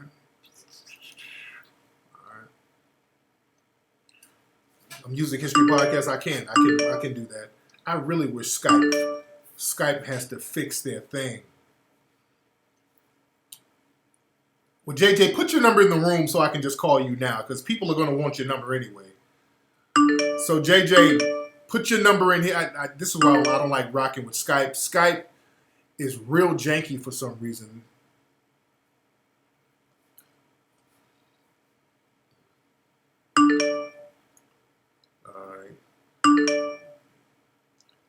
Now y'all see why I don't really take calls like that no more. Because Skype really fucked up with their new app. They did an app update. Okay, I didn't get the text. Well, did you email me or something? You must have emailed me. Hold on 1 second. Hold on, Jay. Hold on. Hello? Hey, Tariq. Who is this? This Two Walls. What's your name, man? Two Walls. Two Walls? Two Walls. Nigga, what do you want, man? I got a question. Go ahead, man. God damn. What you think about these neo-Nazi groups rising up? They said they rise up 22%. I had a question. That was all I had to ask. They did what, 22%? They're rising in the numbers. They said 22%. Oh, please, man. Nobody has quantified the number of white supremacists, dude. The white supremacists are way more than 22%. When they try to quantify the number of white supremacists, are you counting the white supremacists who are not in those particular groups? Are you counting their sympathizers? I'm talking about the extremist groups. That don't mean shit. Don't worry about them extremist groups. You got to worry about the people who are protecting them. Like today, you had like 4 or 5 extremist members out there, but the entire police force was protecting them. So that's what we have to look at. All right, but thanks for the call. God damn. Okay. Wow. I'm going to have to turn this off, man. Look, I got to turn it off, man. Because all these sounds are irritating. Then the callers are sounding real funny. That's what I want y'all to understand.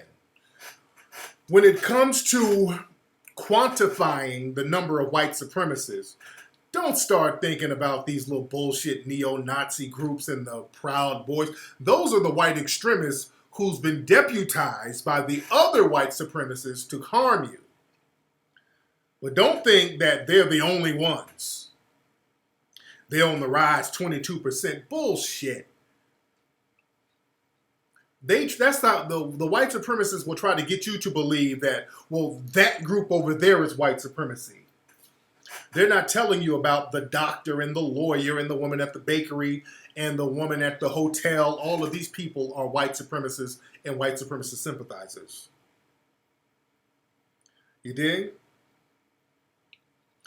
So, yeah, I didn't get your number, Junius.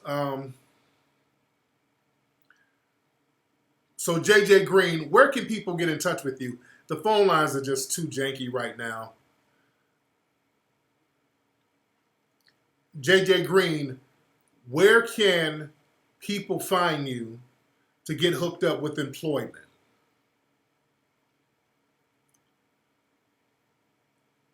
There's a lot of people in here typing, so it's kind of hard to catch you. You dig? So yeah, don't let them fool you with that. Again, white supremacy is warfare. Warfare is deception. The white supremacists are able to thrive because you have people who sympathize with them.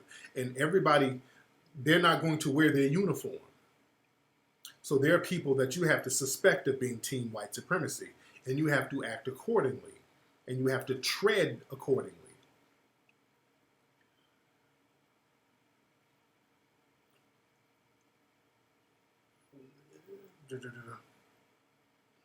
What happened to Richard Spencer? He's probably somewhere laying low. You know, they banned him out the UK from what I understand. And, you know, all these other white supremacists, there's one white supremacist female, they banned her out of South Africa. So my people in South Africa, y'all really got to be ready. Because what these white supremacists over there, because they know that that land is going to get taken back, which it should have been taken a long time ago. They might go on scorched earth and just burn everything down and be like, fuck it, if we leave, we just going to destroy everything. They did that to Africa before. When black people ran the white supremacists out of Africa and they wanted their independence, they just burned down everything, tear up the freeways, tear up buildings, and just reduce everything back to the damn Stone Age, and people have to rebuild again. So don't let those white supremacists do that to you in South Africa. They wanted to do that in Zimbabwe, but they didn't allow it to be done in Zimbabwe. That's why they don't like to show you what Zimbabwe really looks like. Zimbabwe is beautiful. They never like to show you what Zimbabwe really looks like. When I went over to Zimbabwe, beautiful. They make it seem like everybody in Zimbabwe are walking around on dirt roads, riding ostriches and shit. Zimbabwe is beautiful. Go back and look at that footage I got of me in Zimbabwe. I had a great time out there. See, Alex Jones app, he has an app. I have not been to the Sudan. Oh yeah, that's why Haiti is the way it is now. You know, they economically strangled Haiti. And it was the mulatto coons who helped do it. It was the mulatto coons who undermined the revolution after the revolution was done. It was the mulatto coons who had French relatives. They were the ones who undermined everything there. They started attacking the black leaders and they undermined the whole shit. The bed wenches and the coons.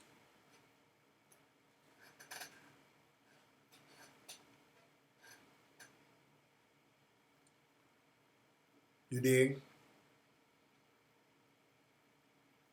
Yeah, I really, really enjoyed Zimbabwe, man. Just the energy of the people there. The people were absolutely beautiful. I recommend going to Zimbabwe. I want to get a house out there. I want to get a house out there. That's how much I love Zimbabwe. The Cali fires, yeah, the Cali fires are dying out, but I really, really enjoyed Zimbabwe that much. That's real talk. They make these places, look like it's in total chaos because they don't want us going over there.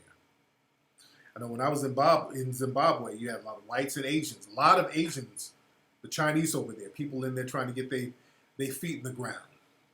We got to be over there heavy. And again, I went over there and I acted as a goodwill ambassador. I was all over the media in Zimbabwe. They had me on television, radio out there heavy. The people were showing much love. I remember I was at a restaurant out there, a restaurant called Gava's. And this restaurant is basically like an outdoor restaurant. It's like a tent, and they got like tables and benches out there. So you're eating outside, you're enjoying the wind and the atmosphere. So it's like an outside restaurant. And a lot of white people there. You dig? And when my brother's from there, we were eating. And he pointed out something to me. He said, you see, the way this restaurant is set up, a person could eat and they could literally just eat and get up and walk away. Because the restaurant, it looks like a park. The restaurant, you got the kitchen on the inside. They got a little building for the kitchen, but all the tables and chairs are set up and it's like a park. They had like a little jumper for kids, but it's like a park. So my brother said, hey, people if they wanted to, they can eat and just get up and leave and walk out and not pay for it. And nobody would even notice that they left. But he said, we don't do that here, though. We just don't. That's not what we do. We don't do that. And that was powerful to me. That was very, very powerful to me. Showing the humanity of the people, how they have a trust for each other. I have been to Cairo. But that was powerful. There was an honor system there. And if you let the white supremacists tell it, the people over there, they're in chaos, they're robbing, stealing, killing, and nothing can be further from the truth. The people over there are peaceful, the people are calm. And it's strange to me to see a lot of black folks together without hostility. Because I'm so used to us over here, when it's a lot of us, there's hostility. And I remember being over there and I'm like seeing all of these black people. Ain't nobody arguing, nobody's raising their voice to each other. There's zero hostility. And I had to get used to that. Because we know over here, when there's a lot of us, we're hostile. Even when we're traveling, when we're doing the reality show. I remember being in New Orleans. We're outside the grocery store. There's a sister on the phone cussing somebody out. I'm like, God damn. And she scared the hell out of us because it came out of nowhere. We're just sitting there waiting on everybody. I was waiting on Brie and Layla to come out of the store. And there was a chick walking down the street on the phone. All of a sudden, well, bitch, I'll be there in a minute, motherfucker. You don't tell me shit. I'll be there in a goddamn minute. I'm like, whoa. Same in New York, same in D.C. When me and Ola, we were in Harlem, we were doing something, we're out there in Harlem. Every other person walking by was cursing somebody out on the phone. Ola, am I exaggerating? Every time we passed somebody, every other person was on the phone going off. Motherfucker, I ain't smoke up all your dope. If I want to smoke all your dope, I would have did that shit 2 months ago, goddammit. Damn. People just walking down the street hostile. Every other person is walking down the street hostile.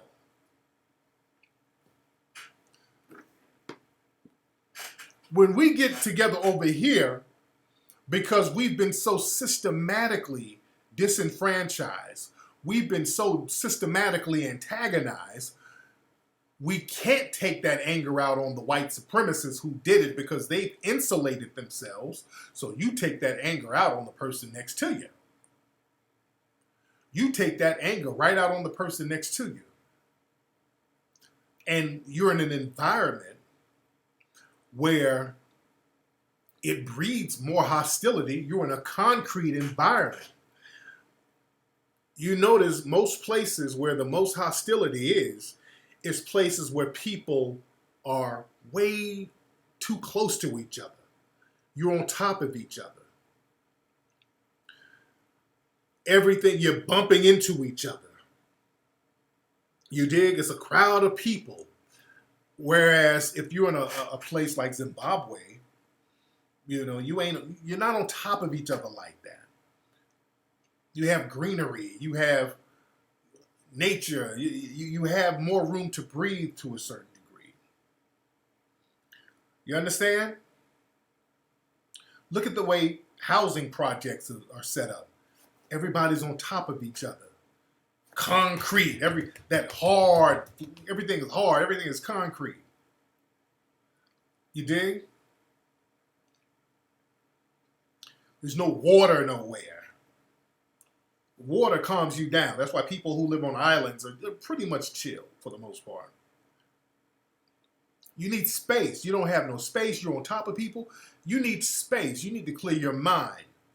When some men in particular, and women too, but when you're in an environment where your mind doesn't relax, your mind doesn't get any time for space, you become agitated. What's up, beloved? The boy sleep? Why you got on my clothes, P? Got on my shirt? Oh, Peanut busting it wide open over there. You go. Yeah, but when you're in an environment where you don't really have any nature, you don't have anything, any type of nature to calm you down. In the desert, let's look at the desert too. The desert is a hostile place. The desert breeds the mentality that a lot of white supremacist Arabs have. That breeds a hostile mentality too. You understand?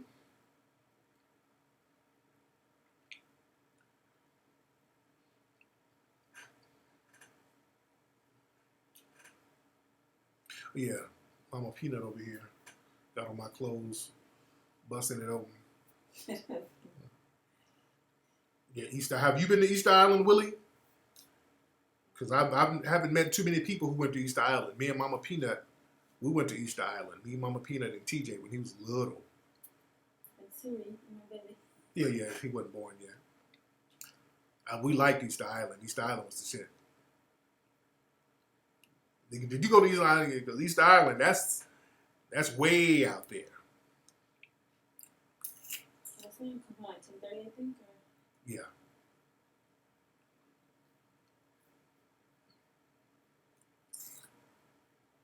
Europe breeds war because it's a hostile. Yeah. And look at Europe. Europe, that's a hostile environment. It's a resource poor environment that created hostility. You did? Europe it's a resource poor place.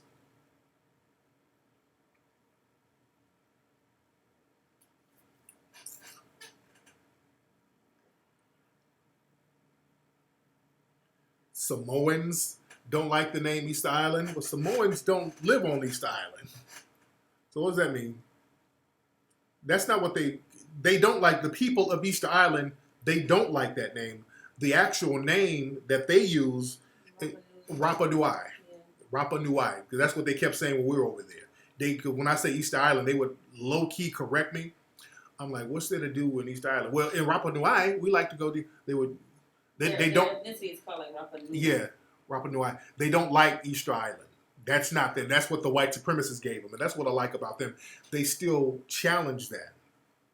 But all politicians do that. Yeah, a lot of them do. Because the ones in New Zealand do that too. Yeah, they don't like New Zealand. Yeah, that's the real name. Yeah. Hawaiians. Rapa Nui. That's their names.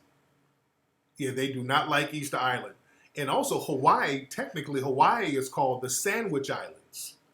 That's what they named it. The Europeans named it the Sandwich Islands. They were like, you sandwich these nuts. Nigga, we're Hawaiian. All right? Fuck all that. You ain't gonna tell us what to say. We're gonna keep saying Hawaii. You dig? See, that's important. It's important for you to name things. It's very important. That's the first step of freedom.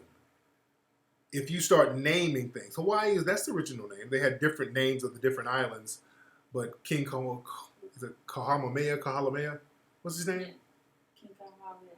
Kahalamea? Not Kahalamea. What is it? Kahalamea. Not Haha. Kahamea? Kahalamea. Okay, you saying it fucked up, Peanut. You saying it fucked up. King Kahamea. Kahahamea. You know what I'm talking about. Yeah, I know I'm pronouncing his name wrong, but it was one of those.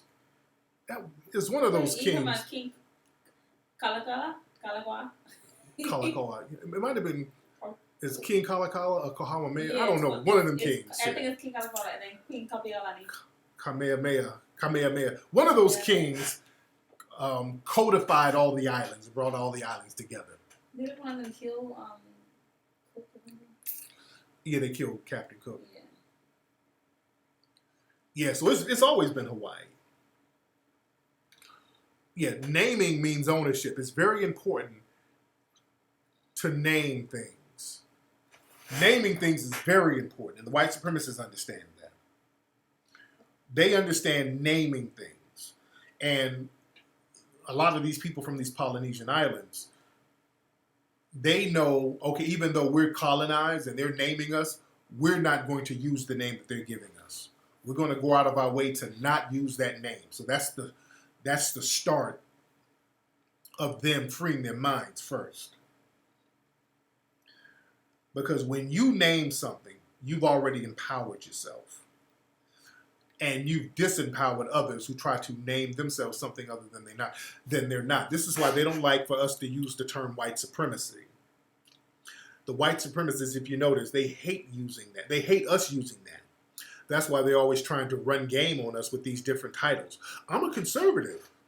I suspect you might be a white supremacist. No. I'm a libertarian. I don't know. I suspect you could be a white supremacist. Hey, then they get hostile. That's why they're so hostile towards me. Because I call them what they are. They're suspected white supremacists. I don't get fooled by none of these titles and names. That's their job, to lie to me as a suspected white supremacist. That's why they don't like it. Because they know once you start naming them, you're waking up.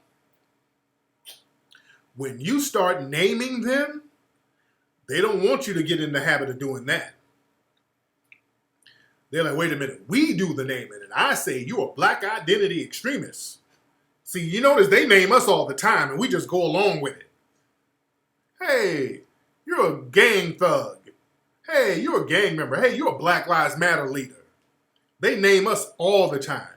That's a way of exerting power. But when you name them, wait a minute, I'm not a white supremacist. Well, I didn't say you were, but I just suspect you are. Hey, and they can't do nothing about that. They can't do nothing about that. But be more hostile, which they're being hostile anyway. Black folks that's how you get on code. That's the codified thing. You suspect folks of being white supremacists if they give you that energy.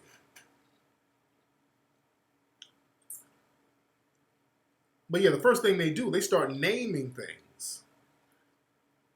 That's why, what we got to start doing? We got to start giving names to cities ourselves. We got to start giving names to certain areas ourselves. You dig? And also, when you name yourself, give yourself a name with meaning. A lot of times we start naming ourselves and we start giving each other hood rat names, like this ghetto French shit, like Quo Nisha and all that old bullshit. You dig?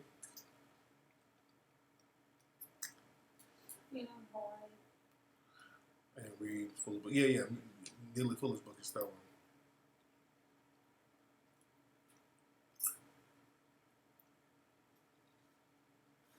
We do have military brothers in the Facebook page. We do have that.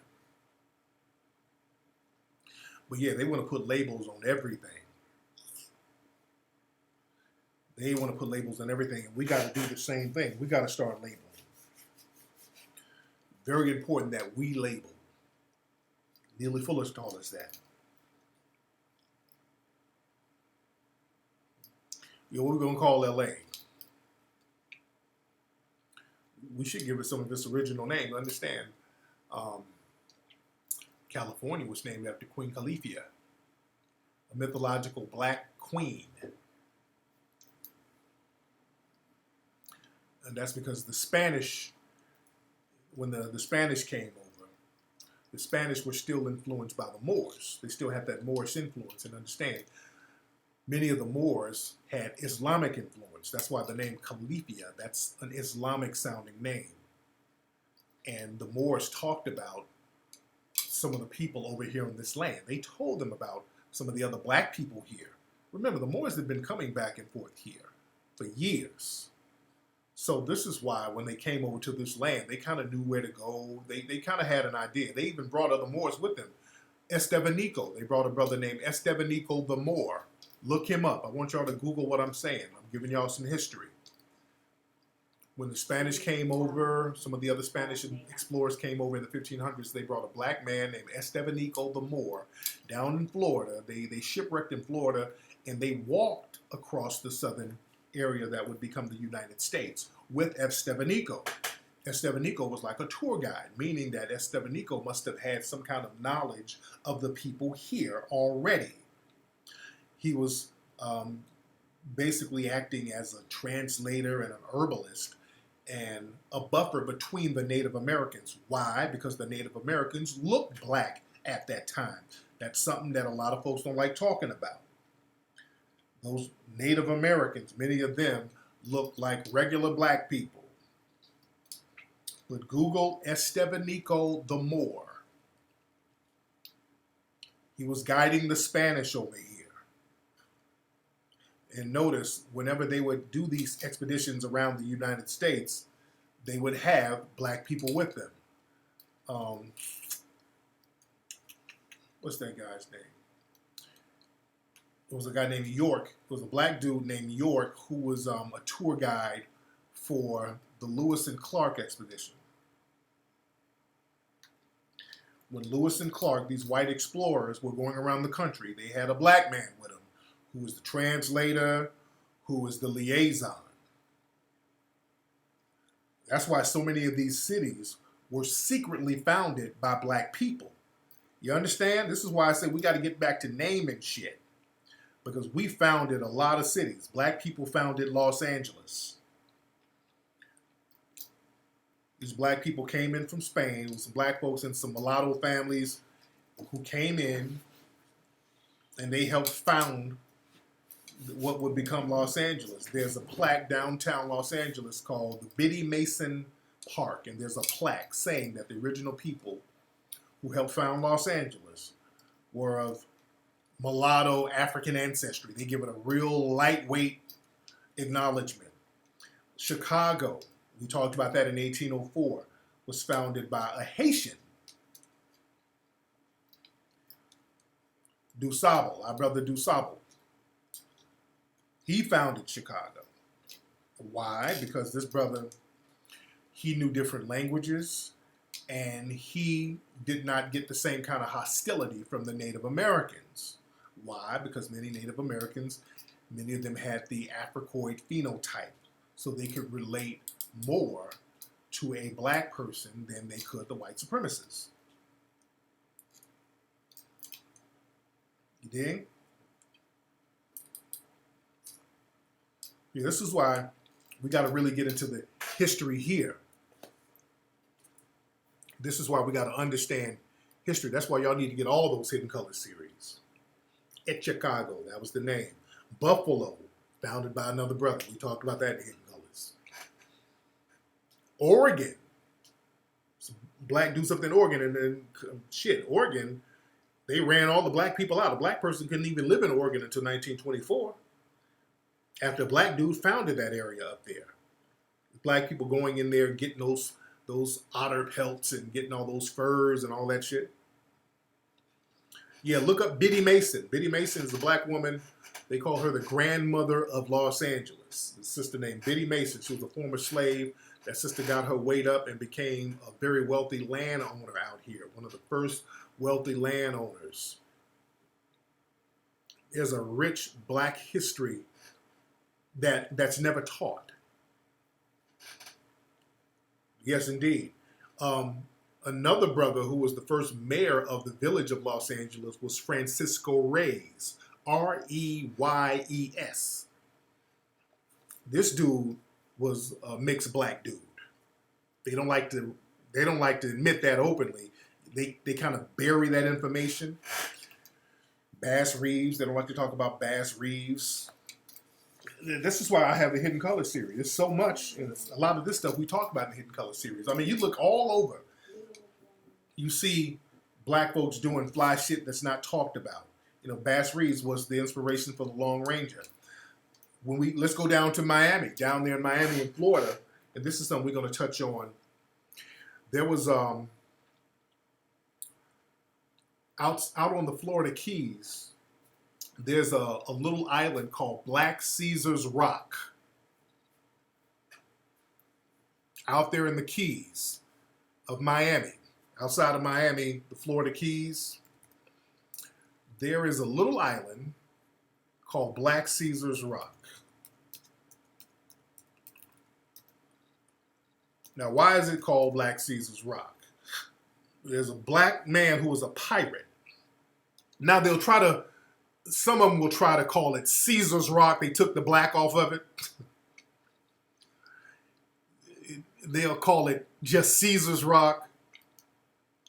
But, because they're always trying to hide our shit. But it was a black pirate named Black Caesar who was beating the shit out of all these1700s, around that time. He was an infamous pirate who would kidnap people and have them on that island. This brother was whooping ass. He was robbing ships. Yeah, it was a black pirate. They don't like talking about him. But Black Caesar was putting in work, kidnapping white people, fucking white women. He would have white women on that island, a whole harem of white women, fucking the shit out of them. You dig? They don't like talking about Black Caesar. Black Caesar was whooping ass.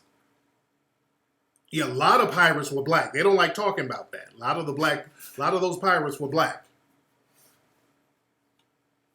But he had a little island out there where he had all the shit he would rob and the gold, and he would have all that out there. You dig?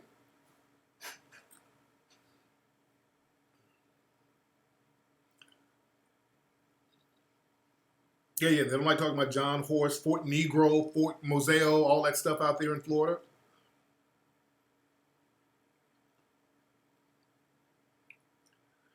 You dig? Yeah, the Moors were running things up there in the Mediterranean.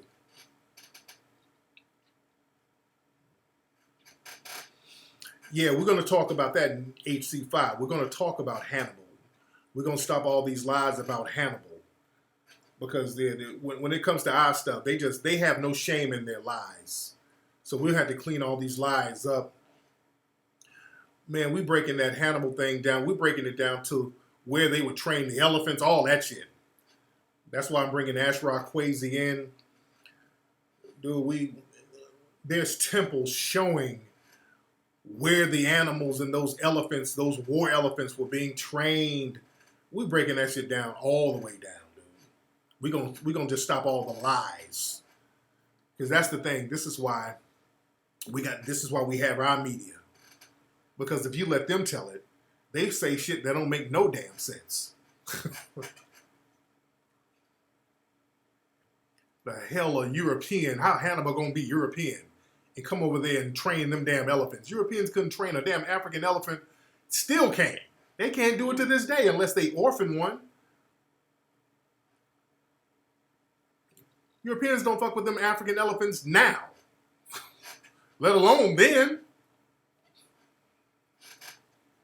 You dig? Somebody say you sound. How I sound racist? Somebody. Oh, see, when we start talking real talk, the white supremacists come in here mad. Somebody, hey, you sound racist. What? Because I'm talking history?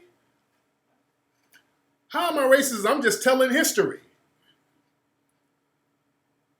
But when y'all sit up there and lie nonstop, that ain't racist?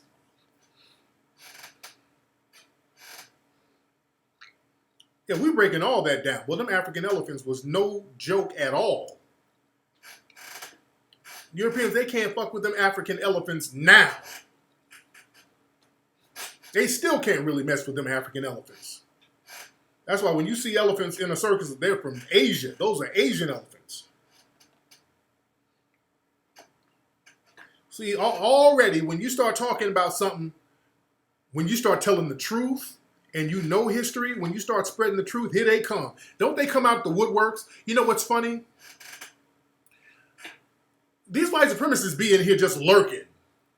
They're cool when we just shooting the shit about loose bullshit, when we just talking about loose shit. The minute you start talking some real talk, all of a sudden they speak up then, don't they?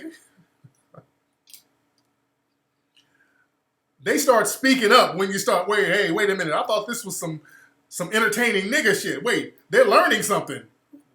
Hey, this is some bullshit. Yeah, African elephants are too unpredictable, especially to them. They couldn't even get an African elephant in captivity in Europe until Jumbo in the 1800s. That's the first time they got an African elephant to even get in captivity. That's why they made such a big deal out of Jumbo. That was the first time they conquered an African elephant. Well, we've been training African elephants for centuries.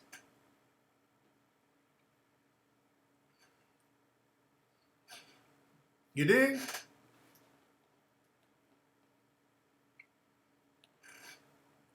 Yes, those elephants are extremely intelligent.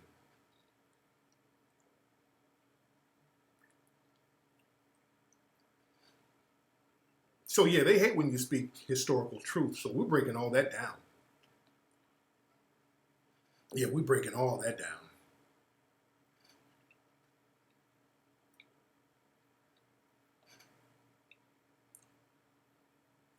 You dig? Yeah, we're talking about how, they would weaponize the animals over there in Africa, how they used them for warfare. This is why we got to know history. Whenever it comes to our history, then they start talking stupid. All of a sudden, when we start talking about African history, the lies become so blatant, they run out of logic. Again, they start making Hannibal white, then they make the Egyptians white. The lies don't even make no sense. I posted on Instagram a few months ago where, people are learning about Mansa Musa. There was a magazine that made Mansa Musa white. Really? I mean, just some shit that just defies every form of logic. You dig? Nigga, they made Mansa Musa white. Mansa Musa's from West Africa.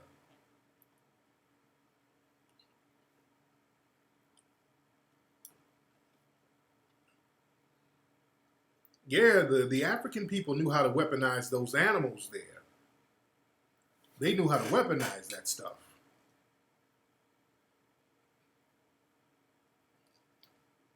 You dig? Oh yeah, when they start saying the Moors were white, I'm like, well, damn, there's actual paintings, contemporary paintings of the Moors. All of them are jet black. You dig? Thank you very much. How many of y'all got that Mink Slide album? We're going to do a Mink Slide concert pretty soon. If you guys do not have the Mink Slide album, y'all need to go to minkslide.com. minkslide.com. And if you haven't seen the Mink Slide video, right there, look below you. You see I got to advertise on the show, go there. To watch the new Mink Slide video, City Lights, go there. To click that and look at the video. And you all should have your Egyptian Musk album by Mink Slide. You should have that. Also, we're going to do a concert. We're going to start getting our concerts in order in the next few months. I'm going to do that while I'm working on HC5. But I definitely want to do a concert down at Center Stage down in Atlanta. And we I don't know where else. We'd probably do something in DC. We got to find a venue. But we might just do one show, one big concert down in Atlanta. Just everybody come on down there. You dig? But it's going to be fun. Because we haven't done a concert yet. So that's going to be fun. Yeah, we haven't done a concert yet. This is going to be a concert. We're going to do this shit big. We're going to do a concert. We're going to do a concert. It's going to be off the chain. It's going to be with smoke and lights. I'm going to have dancers. It's going to be like the MC Hammer show. And if we do it like out here, we do a show out here, we'll probably have Mama Peanut as a twerker. She come on stage and do a little twerking and sing some background. But I definitely want to do, we're definitely going to do one of the shows in Atlanta. We're going to have to hit up a few cities, just do a quick tour. We got to do a quick tour. So we'll get all that together. Come to First Avenue. Ain't that the place from Purple Rain? Yeah, I see a lot of concerts are done at Center Stage. Yeah. Yeah, so I got to start getting my cardio game up so I don't have a fucking heat stroke on stage, breathing hard. So I'm going to get that popping. Eric Benet was spitting some real talk. Shout out to Eric Benet. Eric Benet was spitting some real talk, talking about the industry. And I'm kind of paraphrasing the quote. He was talking about how they don't like to see R&B coming from us. Let me get the exact quote so I'm not misquoting my brother. You know, a lot of people are talking. Hold on. Let me get that Eric Benet quote.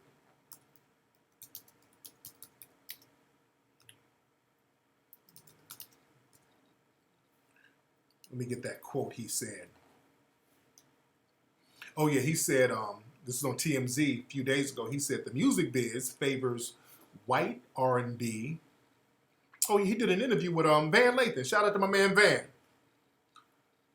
Let me play a clip. And y'all shout out to Van. Van is a good dude. Y'all follow Van Lathan on the, let me play a clip. Van, I'm playing your clip. I know Van watches the show. Van, Mom. Where are you? I'm in class right now, actually. Are you spending all your time playing video games and partying? No, I don't have the liver enzyme. Hate when it does this. Hate these commercials. Come on, commercial. I hate these goddamn commercials. Hold on. Time to process alcohol. I become like a red, sweaty mess. Ronnie Chang, international student, now streaming. You fully pumped? I'm moderately pumped. Come on. There we go. Though had a very, very big movement that was saying, listen, you know, when you have like Adele, this band talking to Eric Benet, or by the way, these are fantastic artists. Yeah. They're doing the type of music. Why is he genius when they do it? You know what I'm saying? Yeah, I feel Tyrese on that. It's like you know, you listen to Kenny Lattimore's latest record, and it's like, wow, that's dope. Right. But if it was a white cat who came out with that record, he'd be at the Grammys. Why do you think that is? Because I think that's always been the way the music industry has been from Elvis on. You know, you could sing Ain't Nothing, you know, he could sing Ain't Nothing But a Hound Dog, and you know, Perry Como can sing, you know, that's just always the way the music industry has been. Yeah, real talk. Let me turn it off. Whoa. All right, yeah, that's Eric Benet. It's real shit. That's real shit. That's real talk. And I've been saying that's why we did the Mink Slide album. Because, you know, they're really trying to whitewash R&B. And a lot of these, and Eric Benet is a phenomenal singer. Kenny Lattimore, one of my favorites, phenomenal singer. Kenny Lattimore, phenomenal singer. And a lot of these phenomenal singers, they're trying to push them out, push them in the back burner. You understand? And what they're calling R&B is mumble pop. This shit is mumble pop. And Stephanie Mills snapped on Sam Smith. I think that's his name. Where is that? I'm going to find her thing. Sam Smith dissed Michael Jackson. And this is why you got to watch these dudes. So Sam Smith said, what did he say? He said, she put up a quote he said in the magazine. Sam Smith, the white R&B singer, English white, he said, I don't like Michael Jackson, but this is a good song. The clip ended right after with a few friends not seeing replying, wow. It's not every day you hear somebody admitting to not enjoying Michael Jackson's music, especially a musician. So yeah, he, I don't know what song it was, but Sam Smith, like, I don't like Michael Jackson. And that's what they do. You got these people who come in, soak up the culture. And Michael Jackson redefined R&B music. I mean, he was R&B music of the 80s. Him and Quincy Jones, I mean, he's sold the most records of any artist. That album, Thriller, the biggest selling record in history of recorded music. So what they'll do, they'll get up and soak in the culture. And then once they get their foot in the door, they start disrespecting the legends. They're very good at doing that. They're very good at doing that sucker shit. And I don't like it. You know, black artists, you never see a black person disrespect Michael Jackson. You just don't. Y'all remember when Action Bronson stole Raekwon's style? Not Raekwon, Ghostface, I'm sorry. Ghostface Killer. Action Bronson, voice inflections, tone, rhyme pattern, everything is Ghostface Killer. You can play games and play dumb, and he's biting Ghostface Killer, number one. And then he went out and dissed Ghostface Killer. And that's why Ghostface snapped on him in a video. That's the kind of shit they do. They come in, soak up the culture, and then start disrespecting people within the culture so that they can decimate the culture. They do that to us and we allow it. We allow them to do that shit. Yes, culture vulture. Too many of us allow that shit. They don't allow it. You better not say anything as a black person. Say something about, if you're a black artist, say some shit like, I don't like Barbra Streisand, and watch what happens. Say some shit like, Elvis was alright. Watch what happens.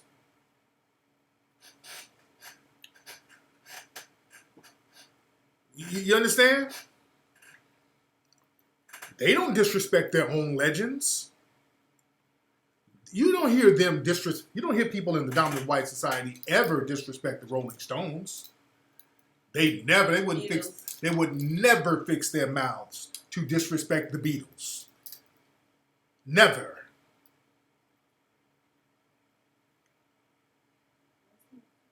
Bronson, get the fuck out of here, dude. He's biting his style, dude. He's biting his style. You dig? But that's what they do. Stephanie Mills went off. Yeah, Stephanie Mills, she's a legend. And she's always talking about these vultures. And she said on her Instagram, Stephanie Mills, legendary R&B singer, she said, hey, don't come for Michael Jackson. Because I think she went on a date with Michael Jackson back in the 70s. They used to kind of kick it. I think Michael might even smashed. But, oh yeah. Michael's voice get deep. Michael, I think all that old sensitive soft shit was for the camera. I think Michael Jackson had a whole gang of bitches. Maybe he would have had his own Hey, that's big. Please. He want no real child support checks, so that's why he had them white kids. So that if them child support payments got too hefty, he was like, okay, I'm gonna give them back to Debbie. No woman ever come out so they had sex because he never did.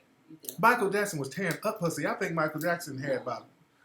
Prince, yes. I know Prince was. I think Michael Jackson was tearing up pussy. That's what I think. He just acting all sensitive. Michael Jackson was all in the Neverland. He would have never got a white woman to have a baby. That doesn't make no sense. He just probably have babies for him. I don't know what that shit was about. He would have got a bad bitch. I think Michael Jackson was in there fucking bitches and Bubbles was filming it. Sure. Yeah, he was getting his dick sucked on top of a giraffe, and they was just doing all types of freaky shit to Michael Jackson. Michael Jackson was a player. But Stephanie Mills said, "Look, Sam, don't you come for Michael Jackson. You wish you had sold as many records, and you wish you were the king of pop like he was. I'm so tired of you people studying our music and studying our artists and claiming that you don't like our music. Go sit your one-hit wonder ass down." But Stephanie is snapping and learn how to finish a tour. Stephanie was snapping. Who's that? Stephanie Mills. She's the shit. Stephanie was snapping. Man. Oh, yeah, Stephanie and Michael, they did do the original. No, wait. No, Diana Ross was in The Wiz. Stephanie Mills was in the original Wiz on Broadway. My Boulay, brother. We got some Haitian cats in here. We got some Zoes in here. You dig? Stephanie Mills, snap. She's a real R&B singer. Stephanie Mills is the shit. She can sing her ass off. That's a singer. Stephanie Mills is the shit.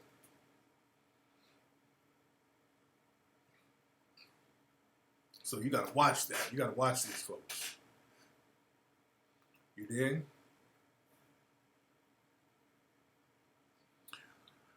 Man. You know, the singers now, you don't have no Stephanie Mills type singers no more. You have all of these. You don't have these diaphragm singers no more. You got the throat and nasal singers. You know, Beyonce is the closest. Beyonce is good. I like Beyonce. We were talking about there are people that sing like that. Who? Jennifer Hudson. Oh, yeah, but, you know, she's basically doing, you know, yeah. Yeah, she does. Yeah. But it's rare, you know. And Monica, I like Monica. Monica can get Monica, there. Brandy, Yeah. Lettucey is the shit. Yeah, Jill Scott, there's a lot. So you mean popular? Out that's real popular. Oh, okay, yeah. You know, like the Rihannas, people like that, and you know. Jennifer Hudson's popular though. You know, but she ain't got no, you know, like that though. What are you talking about? When is the Jennifer holiday tour? What's it, Hudson? Hudson, that's what I mean. Jennifer Hudson. When is her tour? She's big, she's awesome. She does acting. When is her tour, sweetie? That's the thing. She If you did hold have a tour last the tour. year, but you know she does acting too. So she's a tour with who? I think she did a tour last year. With who? I don't know. I didn't know. Where? I mean, Jennifer. I like Jennifer Hudson, but you know she's things are going on. Yeah, I like her, but I'm like, is she, you know, selling out venues like she's that? not as popular as Beyonce. That's what I'm. That's the point, sweetie. Yes. That's the point. Let us see it. Melanie Fiona, Kiki Wyatt. Yeah, she can sing her crazy ass. She's crazy as cat shit. But none of them are popular like Beyonce. And the Rihannas, you know. Rihanna can sing, but she's more of a throat singer, not a diaphragm singer. She started arguing with Mama. Me and Mama Peanut just be contrary just for the sake of being contrary. Really? Yes, you really. Angela Winbush too, but she ain't really out like that though.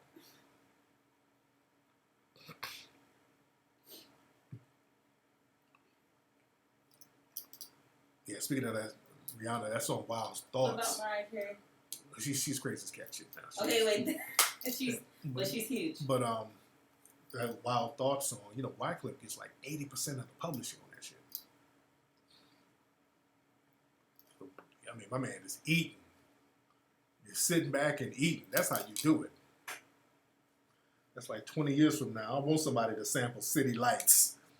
So my old ass is gonna be somewhere on an island Waiting on that royalty check to come in. That's what you do. You create content and let that shit grow. Shout out to DJ X1. What's up, DJ X1 from Cape Cool? I interviewed my man. My man played City Lights on the air. Shout out to DJ X1. My man bumped not only that, he bumped a few songs from Mink Slide. My man was bumping that. My man was bumping that.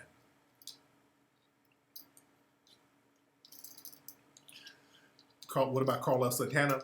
That Wyclef wrote and produced that song. That's what cats be forgetting. Wyclef wrote and produced that song. That Santana song, yeah, that's Wyclef. He wrote and produced it. I'm gonna say, ain't nobody checking for Jennifer Hudson. And I like Jennifer Hudson.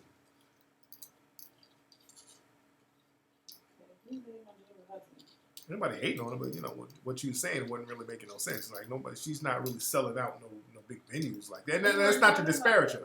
That's not to disparage her. But we're saying people who's out right now, who's popular. You can name, of course you can. That goes without saying. I don't want to just say some shit that's kind of obvious. That goes without saying. We're talking about people that's out on the charts right now. Okay. Shantae Moore, yeah. Shantae Moore's the shit. Shantae Moore's the shit. Tamia, she does. I must say BK. Yeah, Beyonce can sing. That's bullshit. She can Fantasia. She can sing her ass off. Fantasia can sing. Yeah.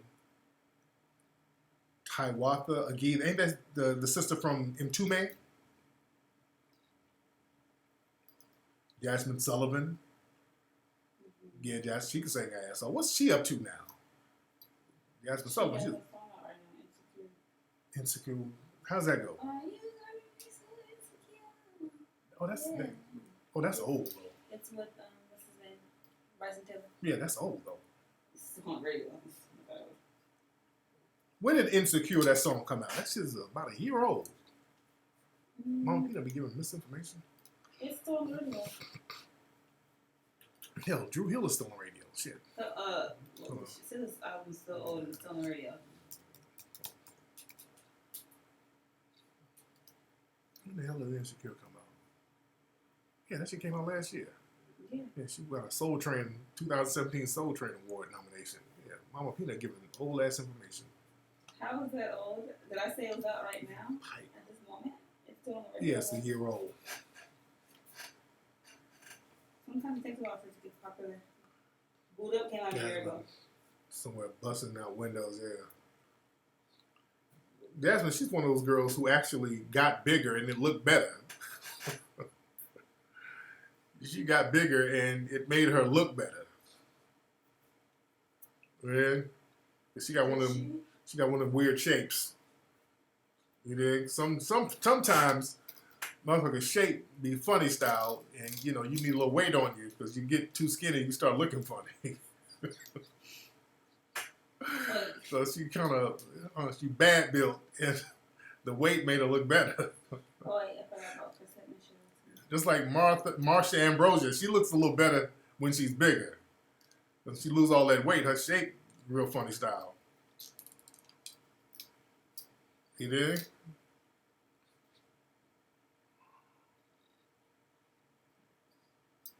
Man. Just like, shit, Al Sharpton. Dudes too, Al Sharpton kind of look a little better when he was bigger. He was a little skinny thing with a big ass head and a little gray perm.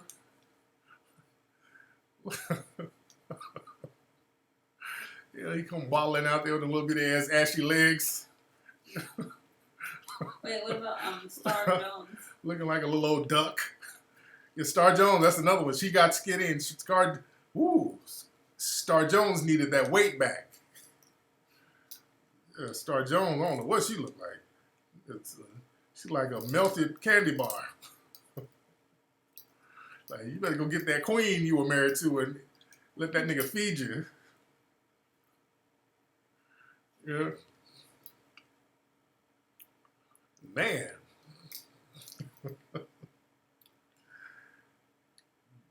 Cane. Oh yeah, those those Cane Corso Mastiffs. I didn't know them dogs were that fucking big, man. The Mastiff dogs, I didn't know they were that damn big. Because I would, you see pictures of them by themselves.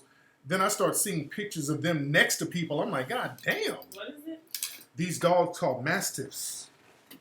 Them shits are huge. Where are they from? I don't know where they're from, but people get them. Them dogs are huge, man.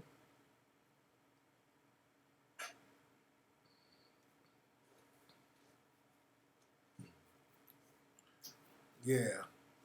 Yeah, Drew Hill, they got some new members. They got Smokey Diggler from the group Player. He can sing. I like Smokey. Smokey's very underrated dude.